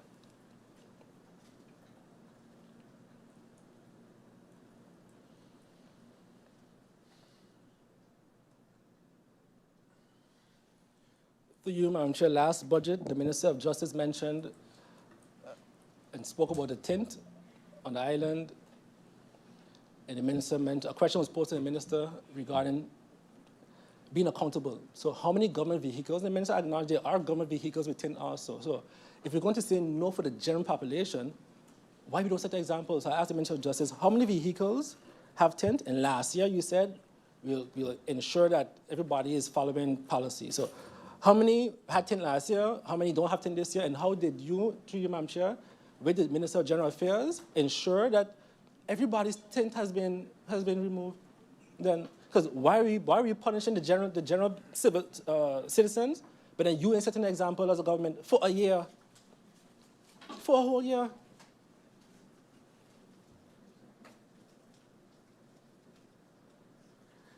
Madam Chair, I listened to these presentations.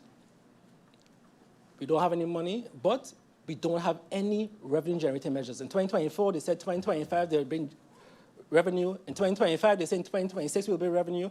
In 2027, they're already indicating that tourism tax ain't gonna be there.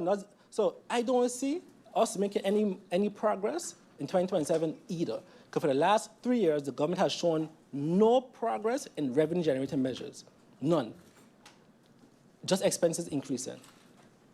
Not being able to pay bills, not being able to pay vendors, not being able to pay rent. But what was interesting is that we have one department, a minister increases their travel by 50%. Another cabinet increases their travel by 70%. Overall, look at the increase, the overall travel increase is 20%. So we don't find ways to increase revenue, but fun time. And not just ministers, but cabinets also. 20% increase.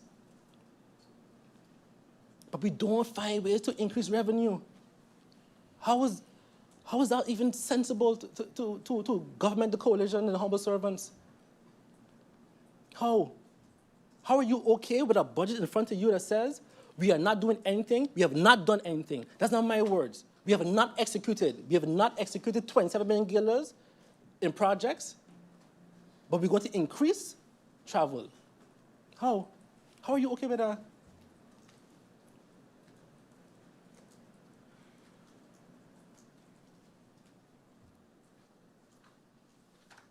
Madam Chair, again,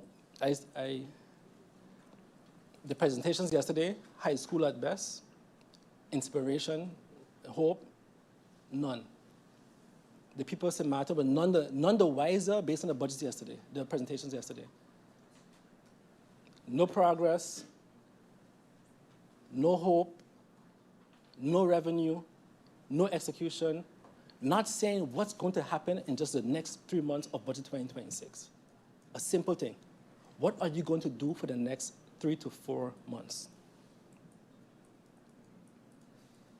But we in here discussing who cares more about civil servants, speaking time, that's more important. Let's speak less. Let's hold the government less accountable, because I could do it in 60 minutes. When I do it then, if you only need 60 minutes, because you don't see the concerns of the people, because you don't see the concerns of civil servants, just talk. Rubber stamp. Thank you, Madam Chair. Thank you, MP Irian. We now continue with the next speaker, the next member of parliament to speak in this round. There is no one who has yet signed in. Members of parliament, may I invite you, if it's your intention to speak, to please fill in the speakers list so that we can continue and uninterrupted in terms of wondering if anyone else is going to speak. And if there are no more speakers, then we can go over to the next part of it. We do have speakers. I invite everyone to just indicate your desire to speak, please. It has to be based on the speakers list. So we have MP Kotaya this time.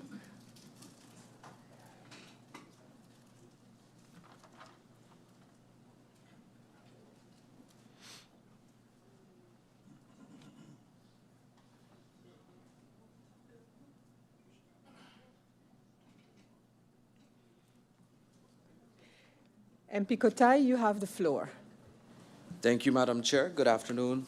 Well, still 1 minute to afternoon to all. To those viewing online, to my colleagues, the ministers, and those in the Tribune. Firstly, thank you to the ministers for your presentations yesterday. Firstly, I'll start with the Ministry of Finance. To you, Madam Chair, I take note of the response from the Ministry of Finance regarding the taxation of short-term rental platforms and the technical assistance being received from the IMF and CARTAC. However, I must say that I'm becoming increasingly uncomfortable hearing that revenue-generating measures are simply being considered. At some point, we have to move beyond consideration and into implementation. Either this is something that government intends to pursue, or it is not. Therefore, I would like to ask, what is the actual timeline for this consideration of the taxation of short-term rental platforms? Has the government made a policy decision in principle that short-term rental platforms should be brought more effectively into the tax framework, or is government still deciding whether it wants to pursue this at all? What specific assistance has been requested from the IMF and CARTAC, and what are the expected deliverables and deadlines associated with that assistance? When can Parliament expect to receive a concrete proposal or implementation plan rather than another update indicating that the matter remains under consideration? Has the ministry estimated how much potential revenue government is currently foregoing from short-term rental activity that is not being adequately captured within this existing tax system? If so, what is the estimated amount? While fiscal responsibility is important, I do not believe that we are placing the same level of urgency and focus on how government can generate more revenue. There's only so much that we can cut before we can seriously have to ask ourselves, where and how can we make more money? One area that I've repeated before that deserves serious attention is sin taxes, particularly on alcohol and tobacco. These are products that continue to be consumed on a regular basis, and the reality is that consumers are generally not going to think twice about spending a little more on these vices, because they will continue to indulge in it regardless. If the consumption remains consistent, then government should be looking at whether there's room to increase the revenue being generated from these products. So I would like to ask the Minister, through you, Madam Chair, has government considered implementing the sin taxes on alcohol and tobacco? What additional revenue could reasonably be generated from such an adjustment? And if there's another measure that is currently under consideration, what is the actual timeline for a decision and possible implementation? Another thing that I will repeat once again in this budget, I want to draw attention to our overall structure of our revenues. Approximately 73.9% of our government's revenues are generated from taxes. Profit tax accounts for approximately 9.6% of our tax revenues, amounting to roughly 46 million Caribbean guilders. While our profit tax remains the highest in the region, at the same time, we continue to acknowledge that compliance remains a serious challenge. But I think we have to also ask ourselves an uncomfortable question. Can we entirely blame businesses for non-compliance when the tax burden itself may be discouraging that compliance?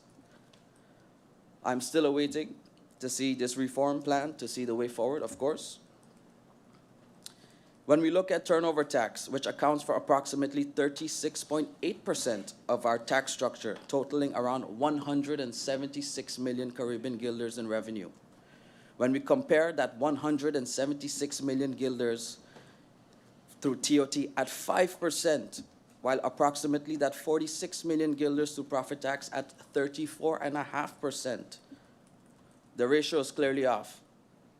And simply maintaining the high tax rates does not necessarily translate into higher tax collection.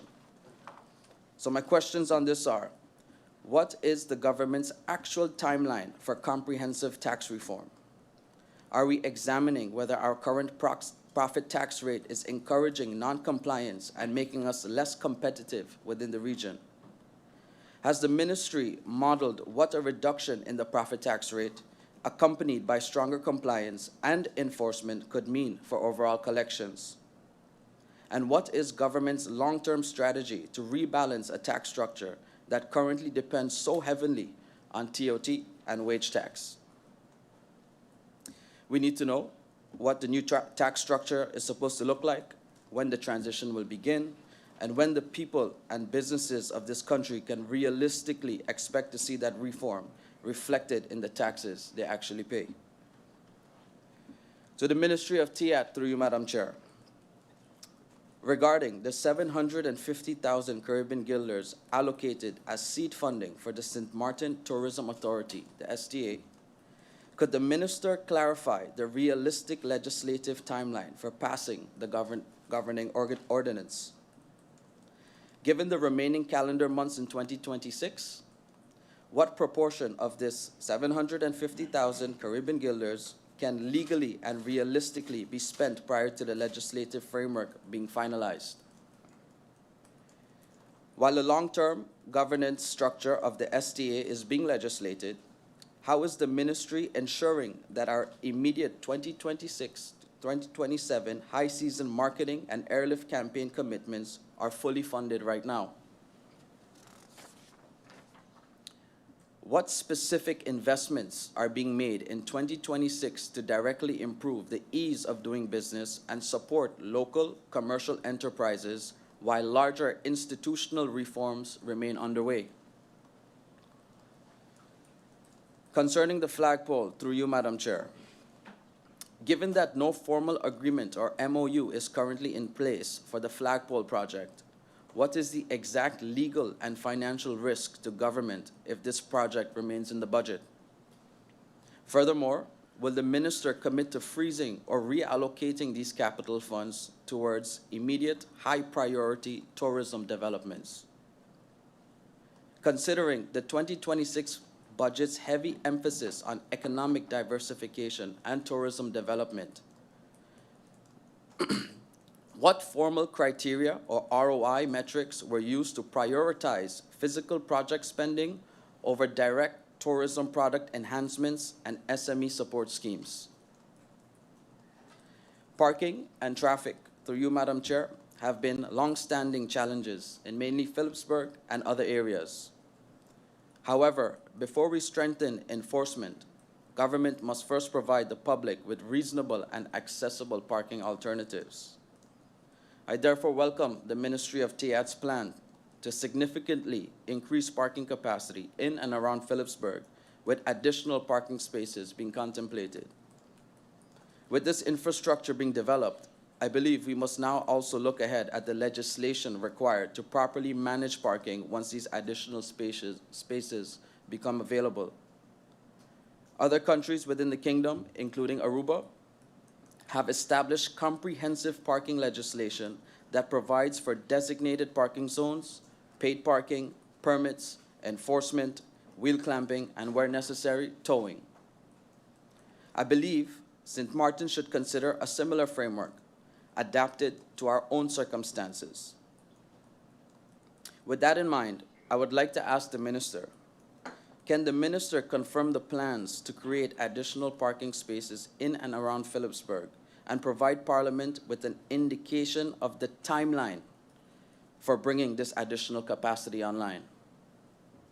Does the Minister agree that, alongside expanding parking capacity, Sint Maarten now needs a comprehensive legal framework for parking management and enforcement, including designated parking zones, paid parking, permits, and stronger enforcement mechanisms, as I just mentioned? Is the Minister familiar with the approach taken in Aruba through its Parking Zones National Ordinance, which provides a legal framework for parking zones and enforcement measures, as I mentioned, including wheel clamping and towing? And would the Minister support examining that legislation as a possible model for Sint Maarten? To the Ministry of Justice, through you, Madam Chair. In our written questions to the ministers, I had asked about the proposed foreign driver's license fee in those written questions, an initiative that has been spoken about publicly on several occasions. In the written response, based on the advice received from the Ministry of General Affairs, this cannot be implemented due to international law and the Kingdom's treaty obligations. If that is the legal reality, then I accept that this particular mechanism cannot move forward. However, the fact that one proposed mechanism cannot be implemented does not mean that the objective behind it should simply disappear. The purpose, as I intended it to be, was to identify a dedicated revenue stream that could create a bank of funds to support the VKS and provide a greater security presence in our Cree tourism and economic areas, particularly Maho, Simpson Bay, Cole Bay, and Phillipsburg. These are some of our country's most important economic choke points, and safeguarding them means safeguarding our residents, our businesses, our visitors, and ultimately, our economy. The alternative that was proposed was some form of car rental tax or levy. How about an additional fee connected to the Chamber of Commerce business registrations or licenses, where businesses would contribute towards enhancing security within the areas that drive much of our economic activity? But once again, I have to ask, through you, Madam Chair, are these simply more considerations, or are we actually preparing to take action? We are now in year 2, going on year 3 of this government, and we are already looking towards another budget cycle. If we enter the next budget with the same revenue-generating measures still sitting under the heading of being considered, then the likelihood of seeing any of them actually come to fruition becomes increasingly questionable. So I would like to ask the Minister directly, through you, Madam Chair. Now that the foreign driver's license fee has been determined not to be legally feasible, which alternative is government actually pursuing? Is a car rental tax or levy being actively developed? And can a contribution through Chamber of Commerce business registrations or licenses be explored? And more importantly, what is the timeline? To the Ministry of Romy, through you, Madam Chair. When I look at the figures provided by the department concerning permits, I have to question whether at the current pace we can realistically expect this backlog to be resolved. In 2022, 247 applications received, 82 remain pending. In 2023, 260 were received, 101 remain pending. In 2024, 189 permits received, 123 remain pending. In 2025, 260 applications received, 206 remain pending. And thus far in 2026, 155 applications received, 150 pending.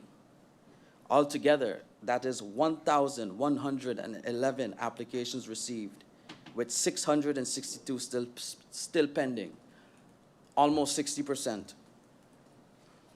And I want to be careful with the terminology here.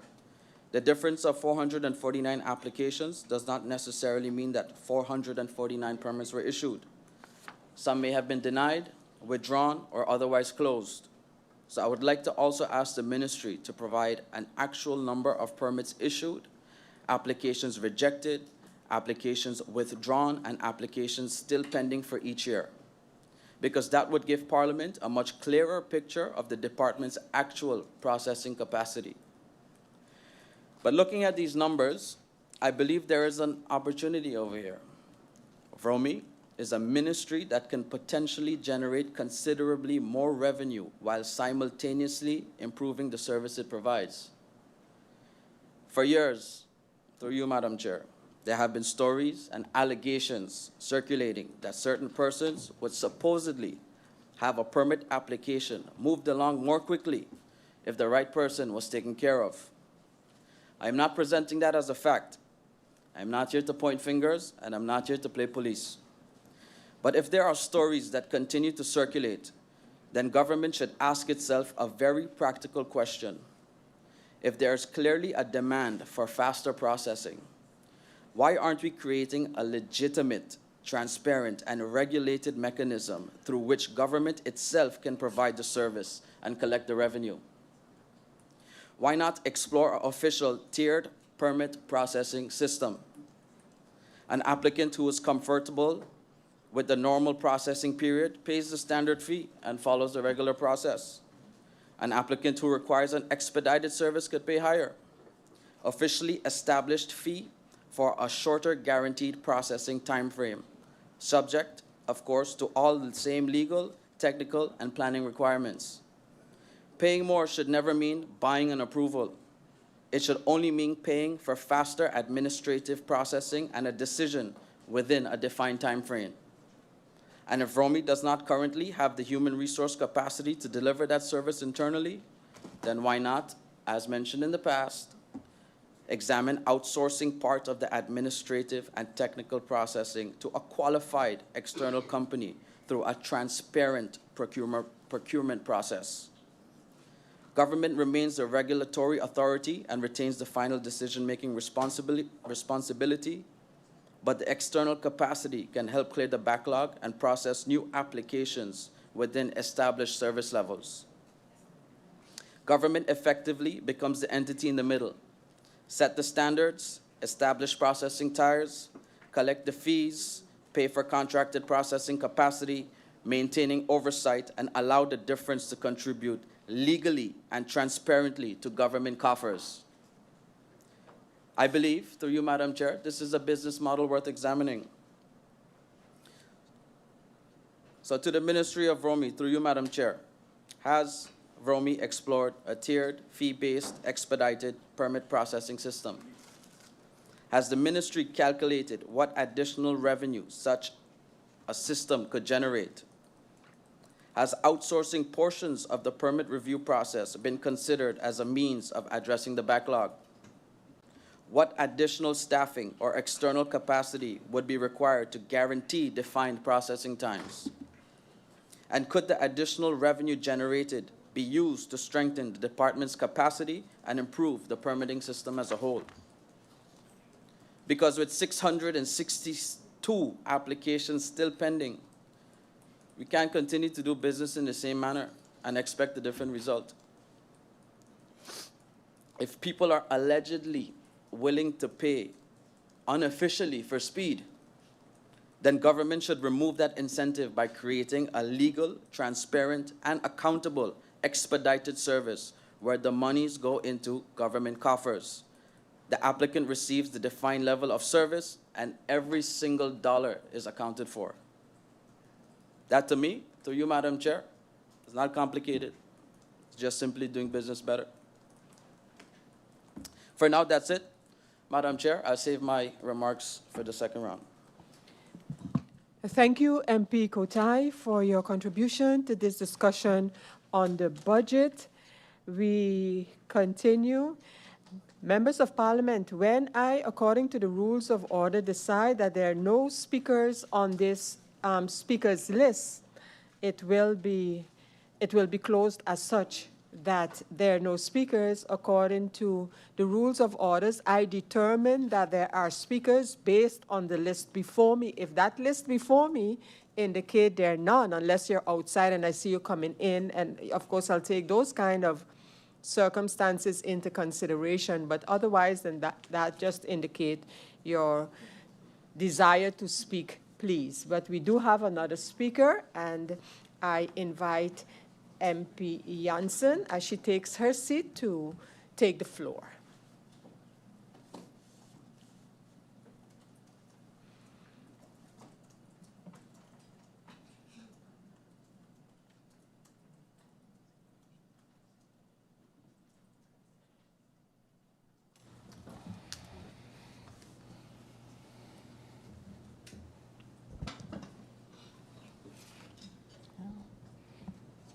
Thank you, Madam Chair, and good afternoon. Thank you, my colleague.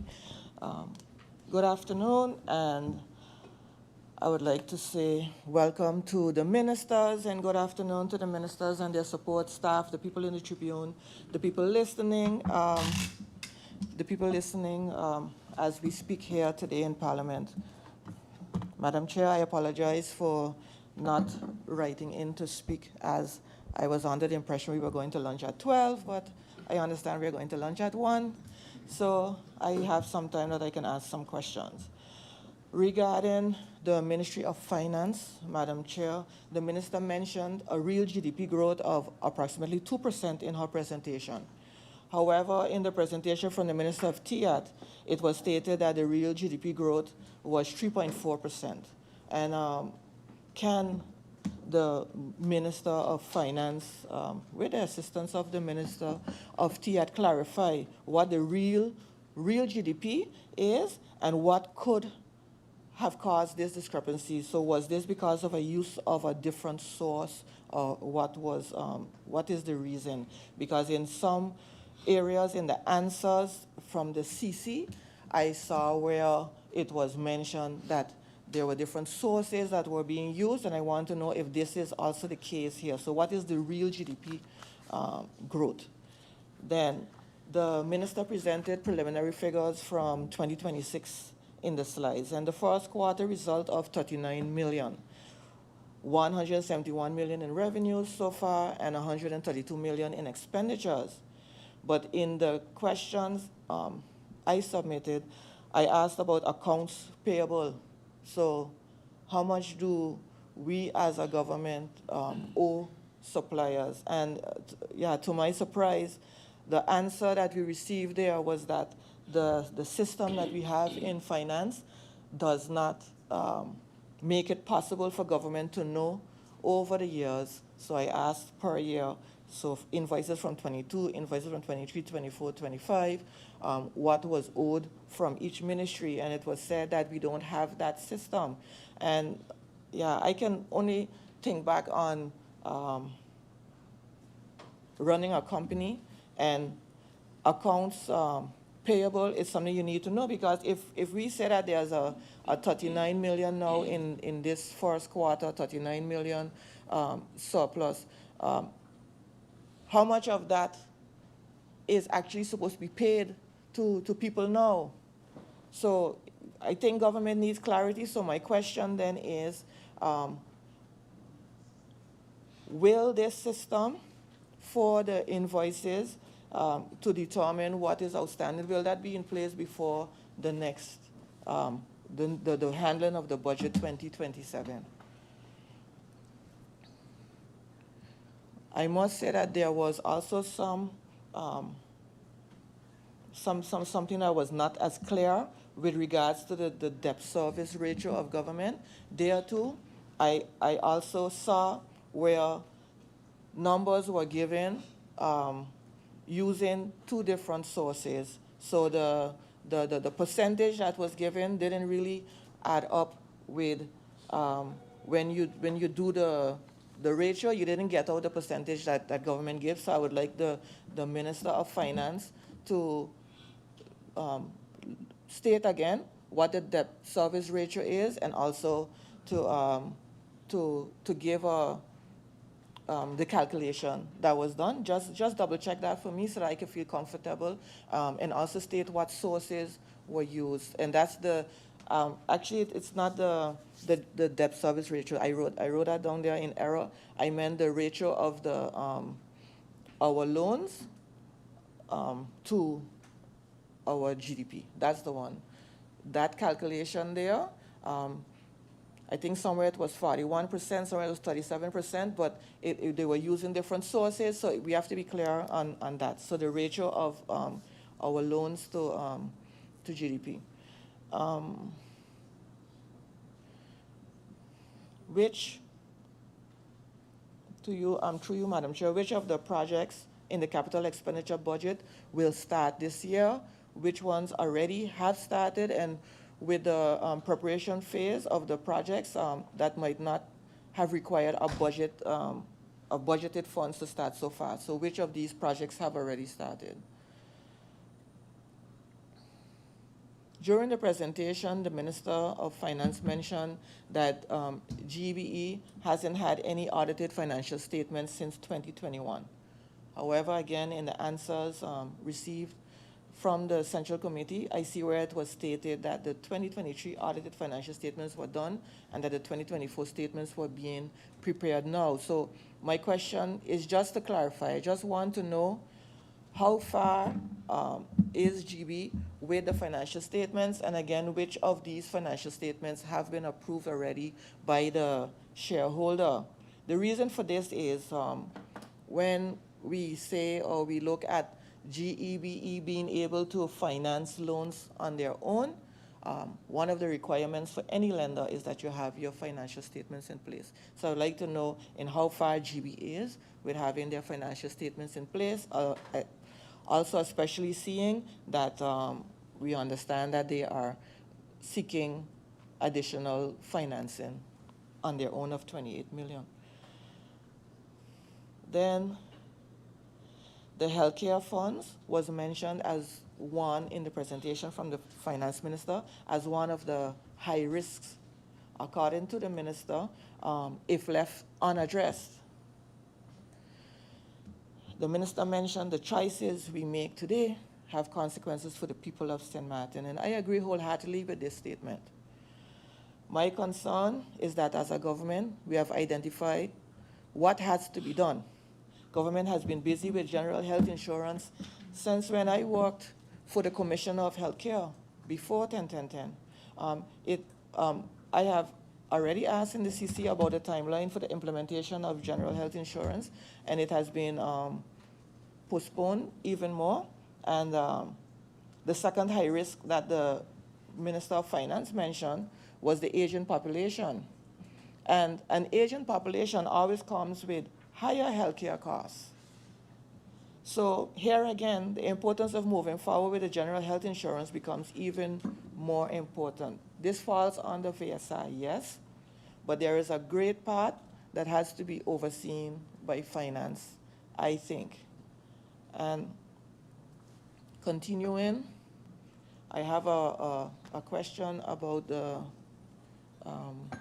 investments, but that one I will leave for the second round.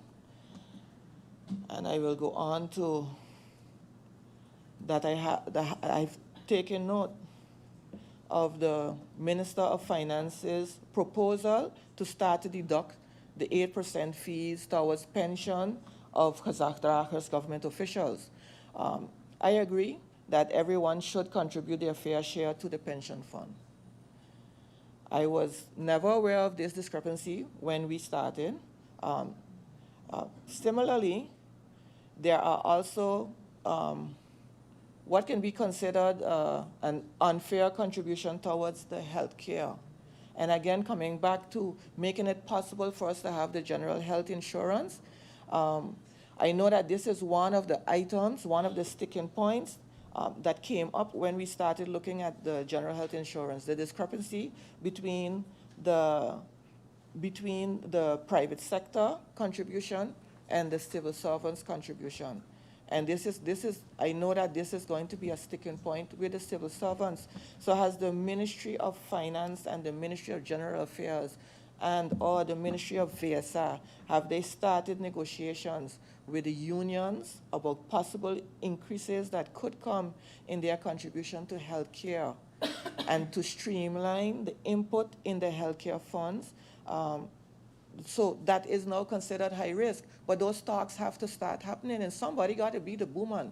Somebody got to go and talk to the civil servants and explain that in order to have the general health insurance, you might need to contribute more into the pot as well because of an unfair situation there with the contributions.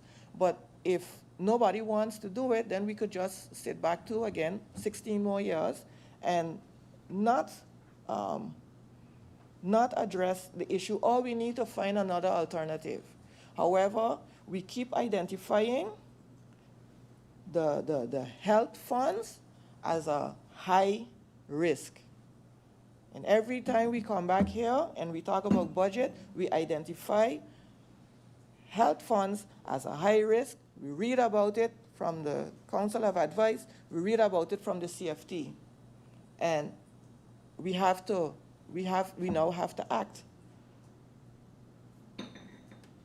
And if civil servants are hit for an extra compensation for health care, will there be some kind of compensation? Has government be thinking about what else then will civil servants get in the place of any loss of income because of the health funds? Moving on to the Prime Minister and the Minister of General Affairs, the budget mentions a lack of capacity, just like everywhere. All the ministries, everyone is saying the same thing. Everyone presented on how much vacancies they have and how many people they're going to get this year, and that they still need more. Has the P&O department or the Ministry of General Affairs in general done a study for a succession plan? One of the MPs mentioned me as third in line, let's say, to go on pension if we look here in the MPs. But I know of people who were my colleagues when I was in the civil service who are still there. So they are leaving. They are going on pension now. Who is going to replace them? And there are some people who you'll be surprised how old they are. And like me. Yeah. So, but they are going on pension now. Who's going to replace them? That wealth of knowledge. With a succession plan, you can plan 3 months out, 6 months out to let somebody else walk along with them. Let them guide these new recruits in. And so how much attention is being given to us having a succession plan in government?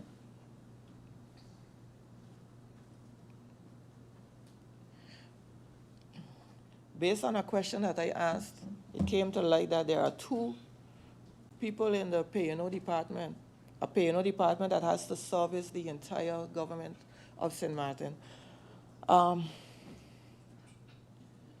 So I already asked the minister, I'll ask again through you, Madam Chair, how the Minister of General Affairs is going to realistically assist the rest of the ministries with the recruitment. Because saying that you will ask the same civil servants who are already burdened with the work that they have to do to assist now with the P&O work too is not, to me, not going to work as well. Therefore, I wanted to know if, looking at the first half of this year, has the ministry identified anywhere where they have budgeted funds, but they know already that they won't need all of that funds if there is a gap that is available? Because if there is, then I would like to circulate an amendment to the budget asking to move funds from one place and put it towards helping P&O to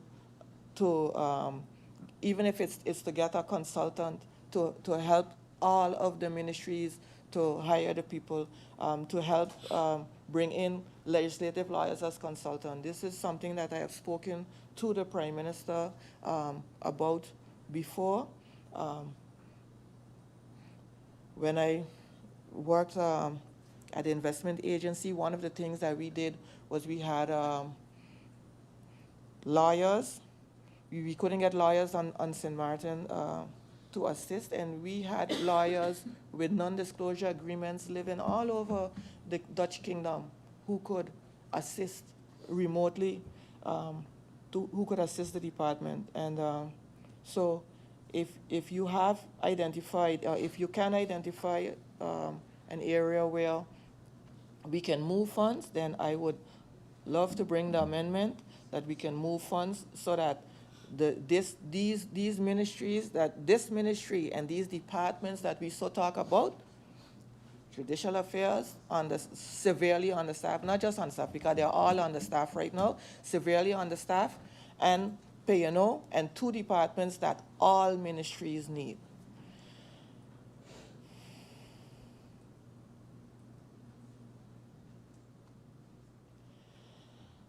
I had something written about getting our students to come back. I know that we put some effort into recruiting our students. I know that besides our students, there are people here on the island as well who have been working for many years, sometimes in a department, and they apply. One of the first things I wanted to mention was that I noticed that there are ads coming out for job vacancies in government that are only in Dutch. When we did the census, the percentage of the people, I know that Dutch is one of our official languages, but English is as well. And when you look at in the census, the percentage of people who do speak and who can understand Dutch, it's extremely low.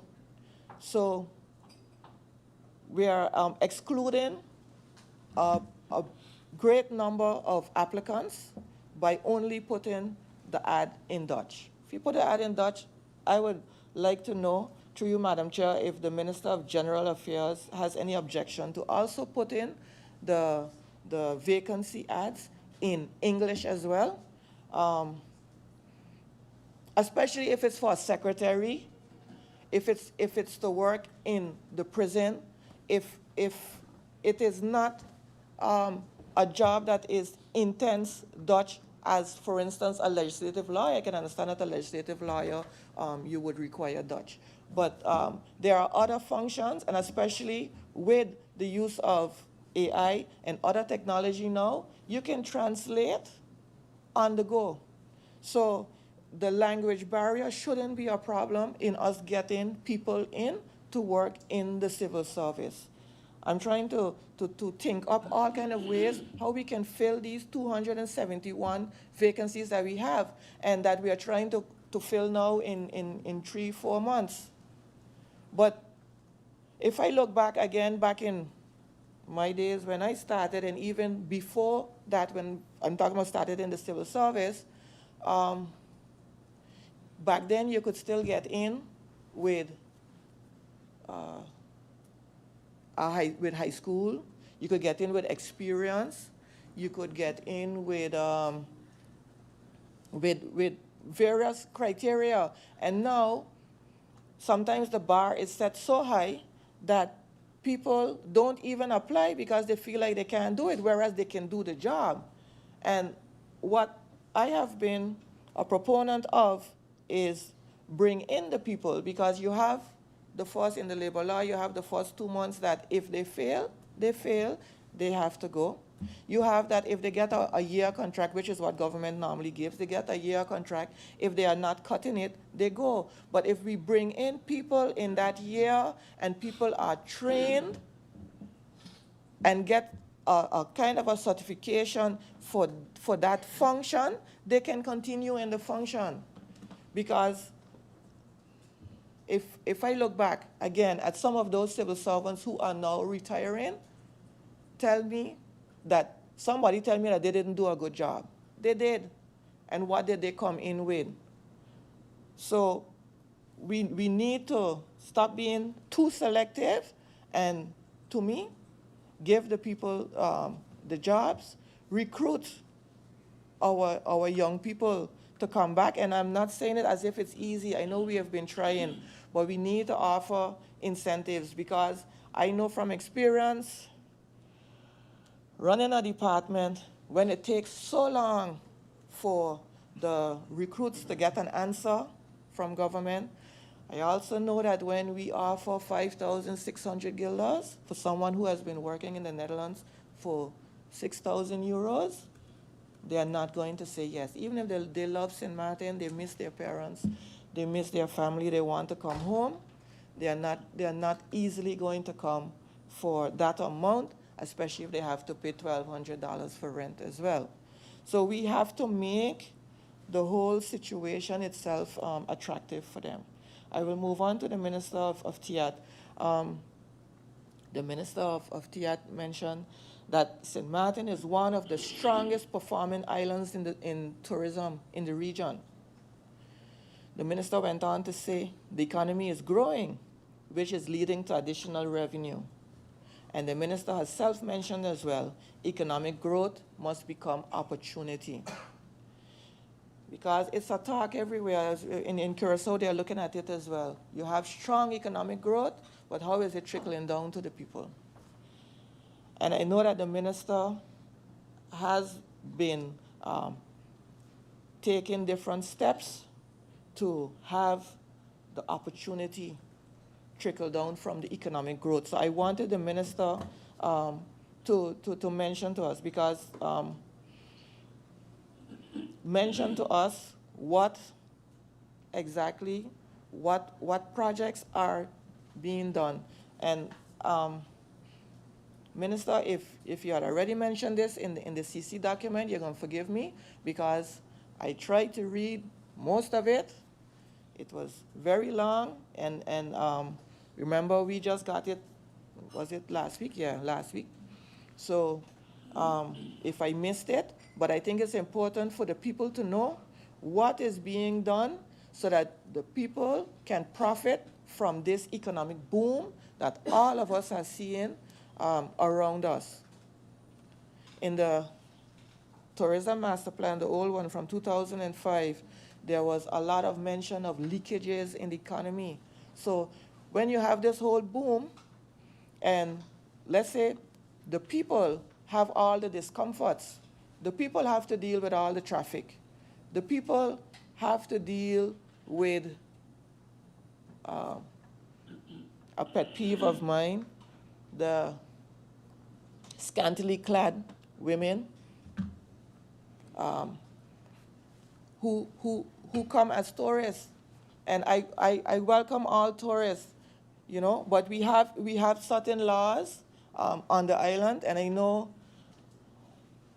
yeah, I will be considered a prude, but I sat for Mother's Day, and a tourist sat at the table next to me and my family, and she was that much exposed that I can tell you that there was a pad showing.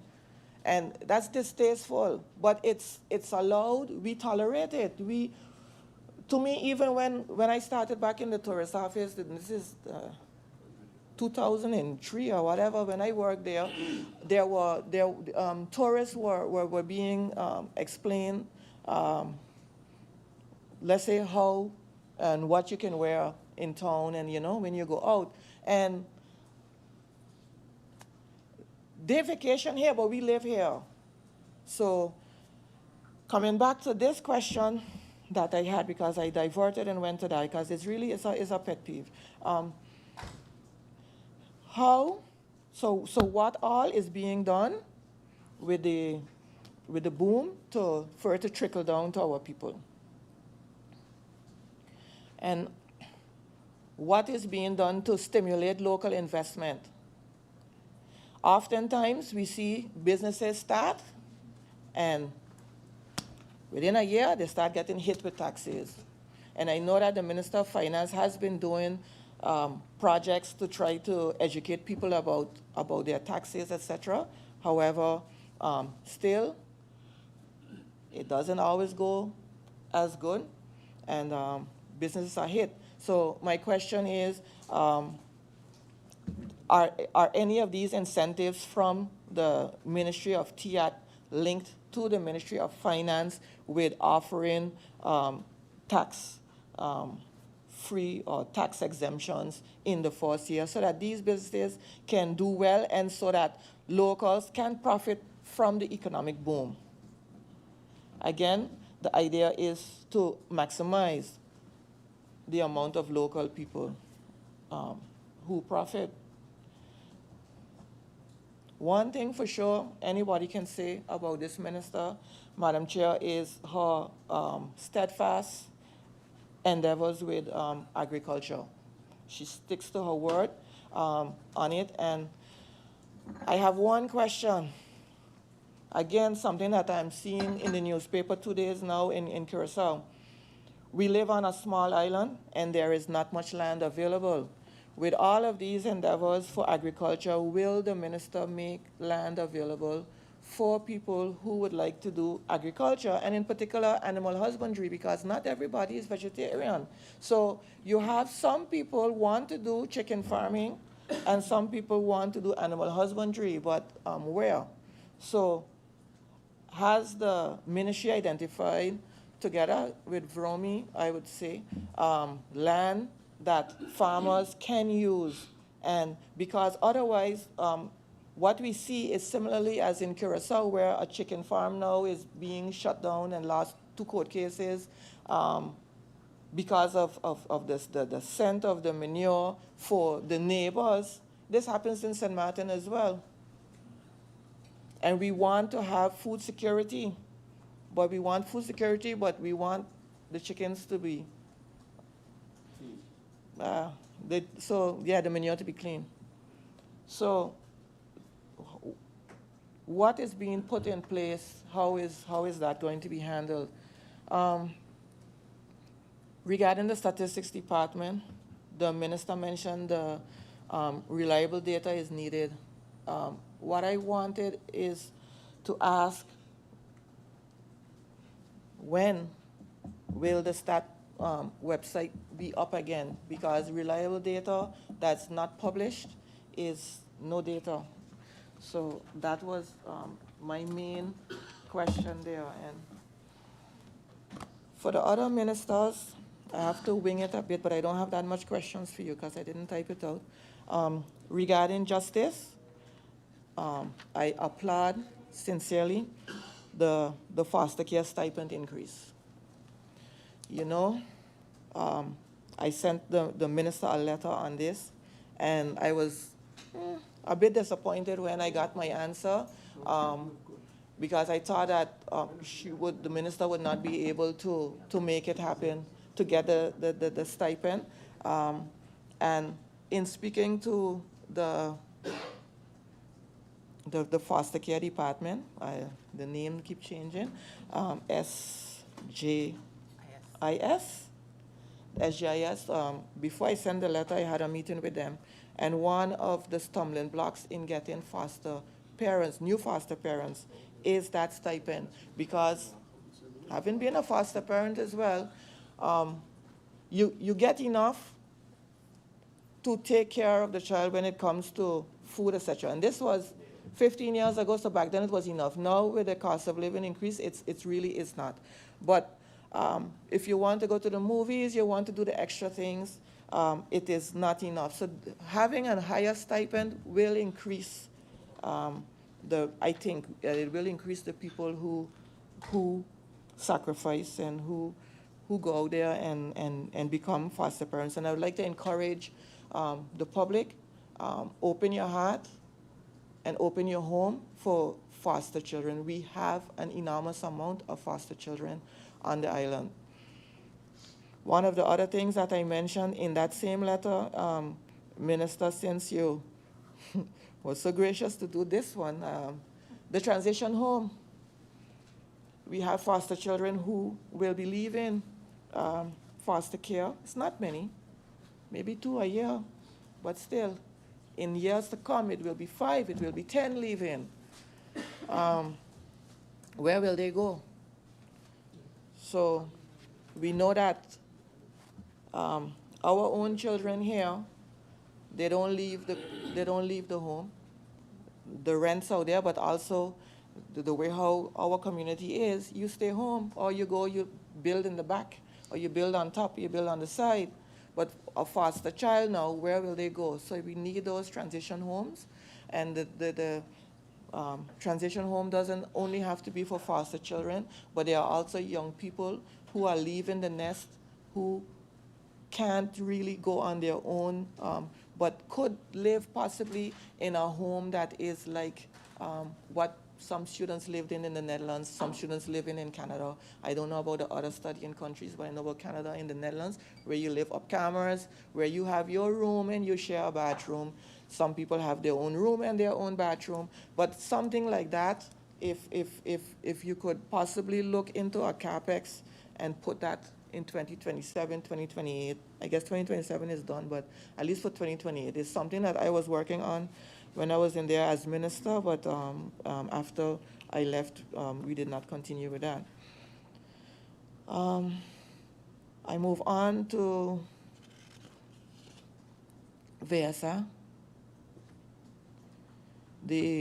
I have noted down here the 38.8 million to go to SZV for the OZR. Has government paid in how much the government pay in 2025 for this same OZR, and what all is covered, just for the public, what all is covered by this payment, this OZR payment to SZV? Because oftentimes I get calls from doctors that they didn't receive their payment as yet, etc. So what all is covered in that 38.8 million? What all is paid from that?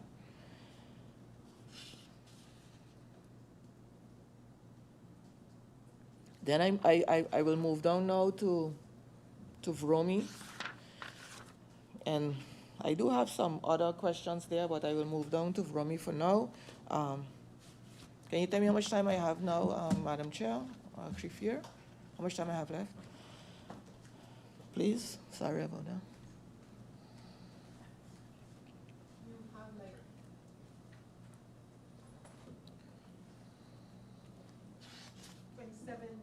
Thank you, Madam Chair. Sorry, MP, I didn't have the mic on. You have 27 minutes. Thank you, Madam Chair. Madam Chair,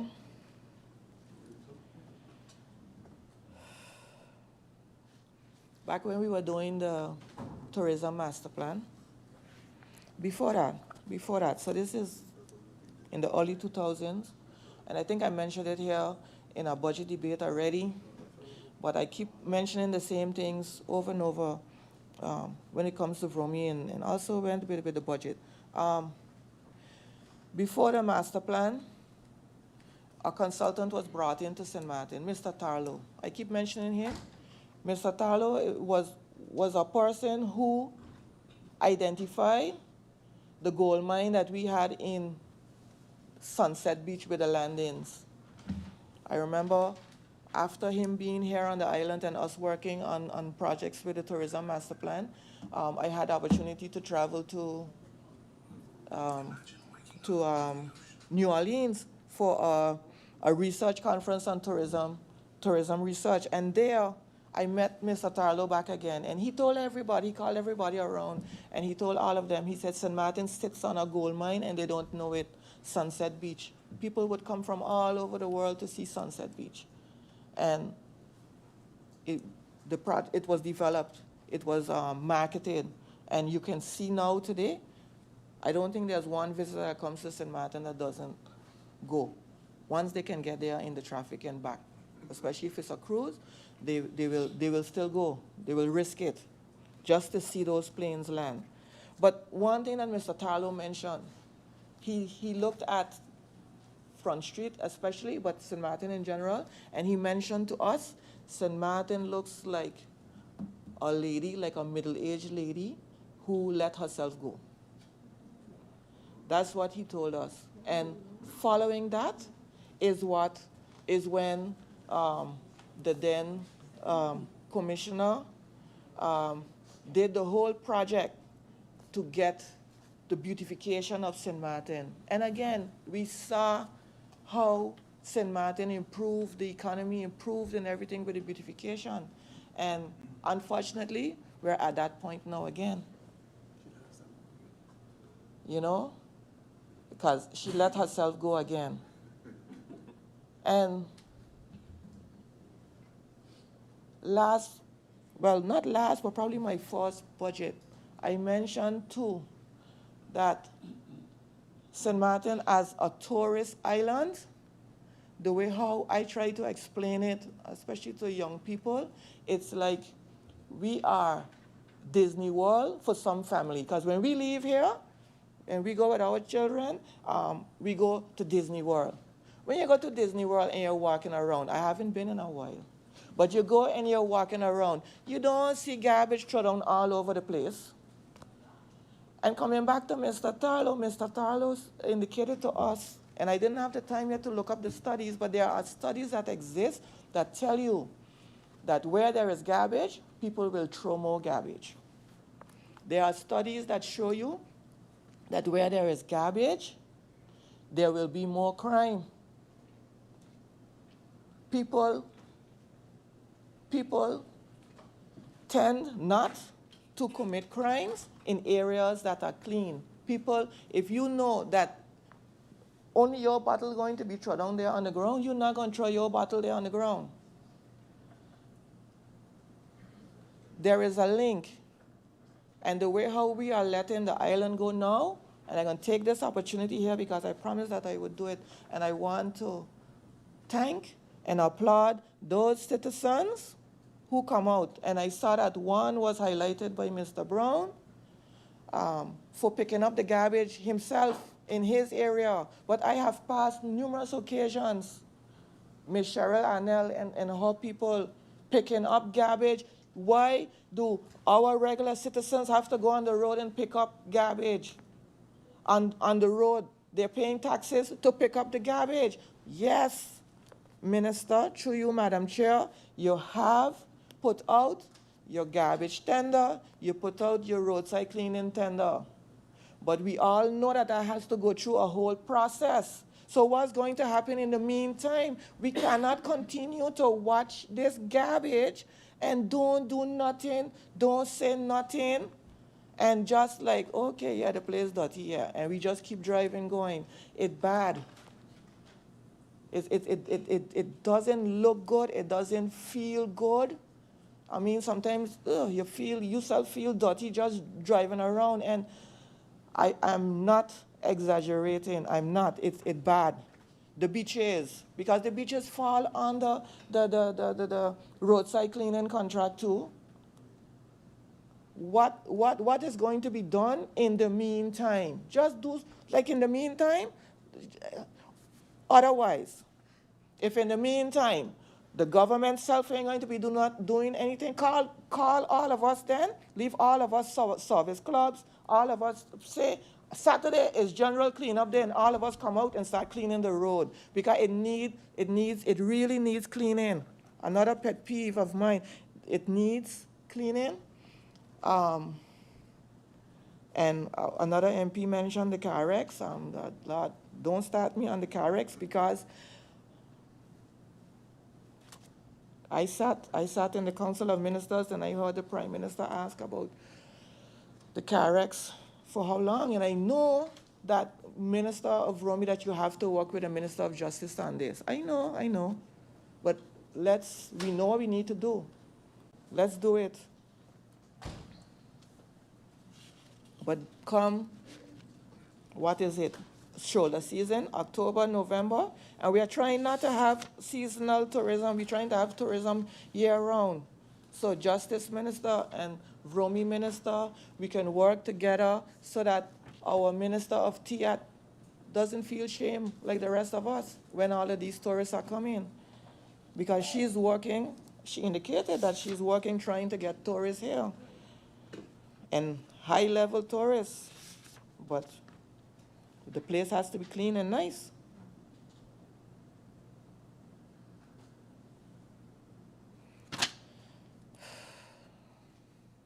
Then I read it a couple times in the regular, in the online media, but now I saw it in the newspaper, I think it was today or yesterday, that the tourists, that government was ordered to pay the tourists $44,000 for falling in a pothole. We got a lot of those. So we could expect more of these suits coming against government, because just walking from here to the parking lot, on how many occasions have I seen tourists fall down? I can tell you right on the corner by the church. Everybody knows about it. How much time the tourists bust their knees right there. And it's something that, it's not like, oh, you see it and you don't tell. I see it and I report it. But up to yesterday, I checked, just in case, because I know I was going to ask that question today. The hole's still there. And if you ask the lady selling the peanuts across, they're sitting there, I'm sure she can tell you how much times per day tourists fall right there on that corner. The point is, so now we had this suit for the $44,000 for a government that already is tight. Because $44,000 for the amounts that we pay our civil servants, you could get a couple civil servants, maybe one for the year, for that $44,000. But with the other suits come in. So did the ministry go out and at least check the town area and the Maho area, the high tourist level areas? I mean, when you fix those holes, you fix them for us too. Because we do shopping here too. We have to walk in there. We could twist our ankle as well. But was anything done since to stop?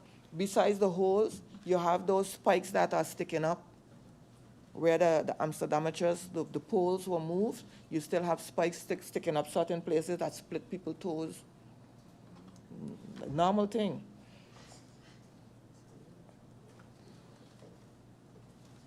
Then the traffic, I mentioned it briefly, but the traffic. because we had a little break there with July that I guess a lot of people went away, and it was low season, and so you could actually drive sometimes from Simpson Bay back to town in 8 minutes. But you can see it picking up now that school has reopened, that traffic is getting tight. And I know that the Minister of TIAT put out her request asking people to say something about traffic. At a given moment, the Tribune sent a request to all of us here in Parliament asking us for our input. I gave an elaborate input, again, because the traffic is also a pet peeve of mine living here on the island.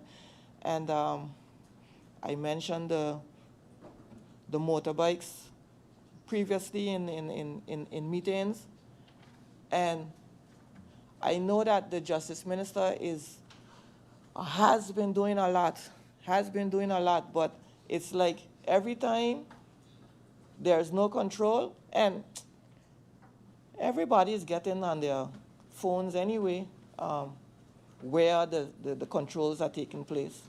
But as soon as there are no controls, you see the bikes passing again. And I can tell you, only by the grace of God, I reached home safe last night again with those motorbikes, because coming through the roundabout by what's called, I can't remember what the official name is, the Eddie's roundabout, there was a motorbike coming, not around the circle. He didn't go that way. He came around my end, and I did not see him because I was rehearsing some parts of my speech here for Parliament today, and so I wasn't paying as much attention. I was just coasting, going home, and just in front of me there was a motorbike again. I want to appeal to the young people on the motorbikes.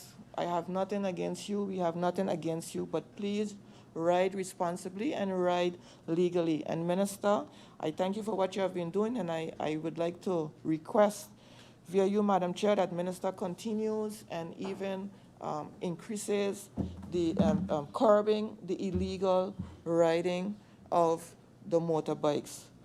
When it comes to the traffic situations, if the Minister of VROMI can tell us what he has planned for the coming high season, the coming tourism high season, what he has planned to help us alleviate, and then as a matter of fact, what does TIAT for transportation have planned, and what does the Minister of Justice have planned? I mentioned before, I think it was in the meeting that we had with Justice, I think it was July 7th, I mentioned the Browers Road. Every country identifies basically a road that's considered a dangerous road. I consider Browers Road a dangerous road based on the amount of accidents and the amount of fatalities on that road. If those three ministries can come together and do something with signage, with road markings, with we need justice then if you're going to have pedestrian crossings that are needed, those kind of things. Identify what can be done if it's going to be a Dorka-Trucken line, a straight line that people cannot overtake, whatever on that Browers Road, because there's something where that road is very dangerous and needs some attention from government. And then I heard one of the other MPs also mention a transportation project, and I would like to mention that I too am aware of the project, which I understood would not cost government anything, but that would link the, let's say the Maho area in phases, would link the Maho area to some other parts of the island using a rail system. And I can tell you that I think that is a great idea, and I would like to encourage the government to look into it and other similar out-of-the-box thinking, especially if it would not cost government anything. So I thank you, Madam Chair. Thank you, MP Veronica Janssen-Webster, for your contribution. And members of Parliament, this is a good time now to take the break for lunch. And we will break for lunch until 2 o'clock, 2 p.m., and then this meeting will continue. Yes, and again, I invite you to make your, give an indication of your desire/need to speak, and so that, we can continue. And I can also keep track of the time and the members who are still remaining to speak in terms of how longer we can go on today where this first round is concerned. So with that, I'll now adjourn this meeting until 2 p.m. Meeting adjourned.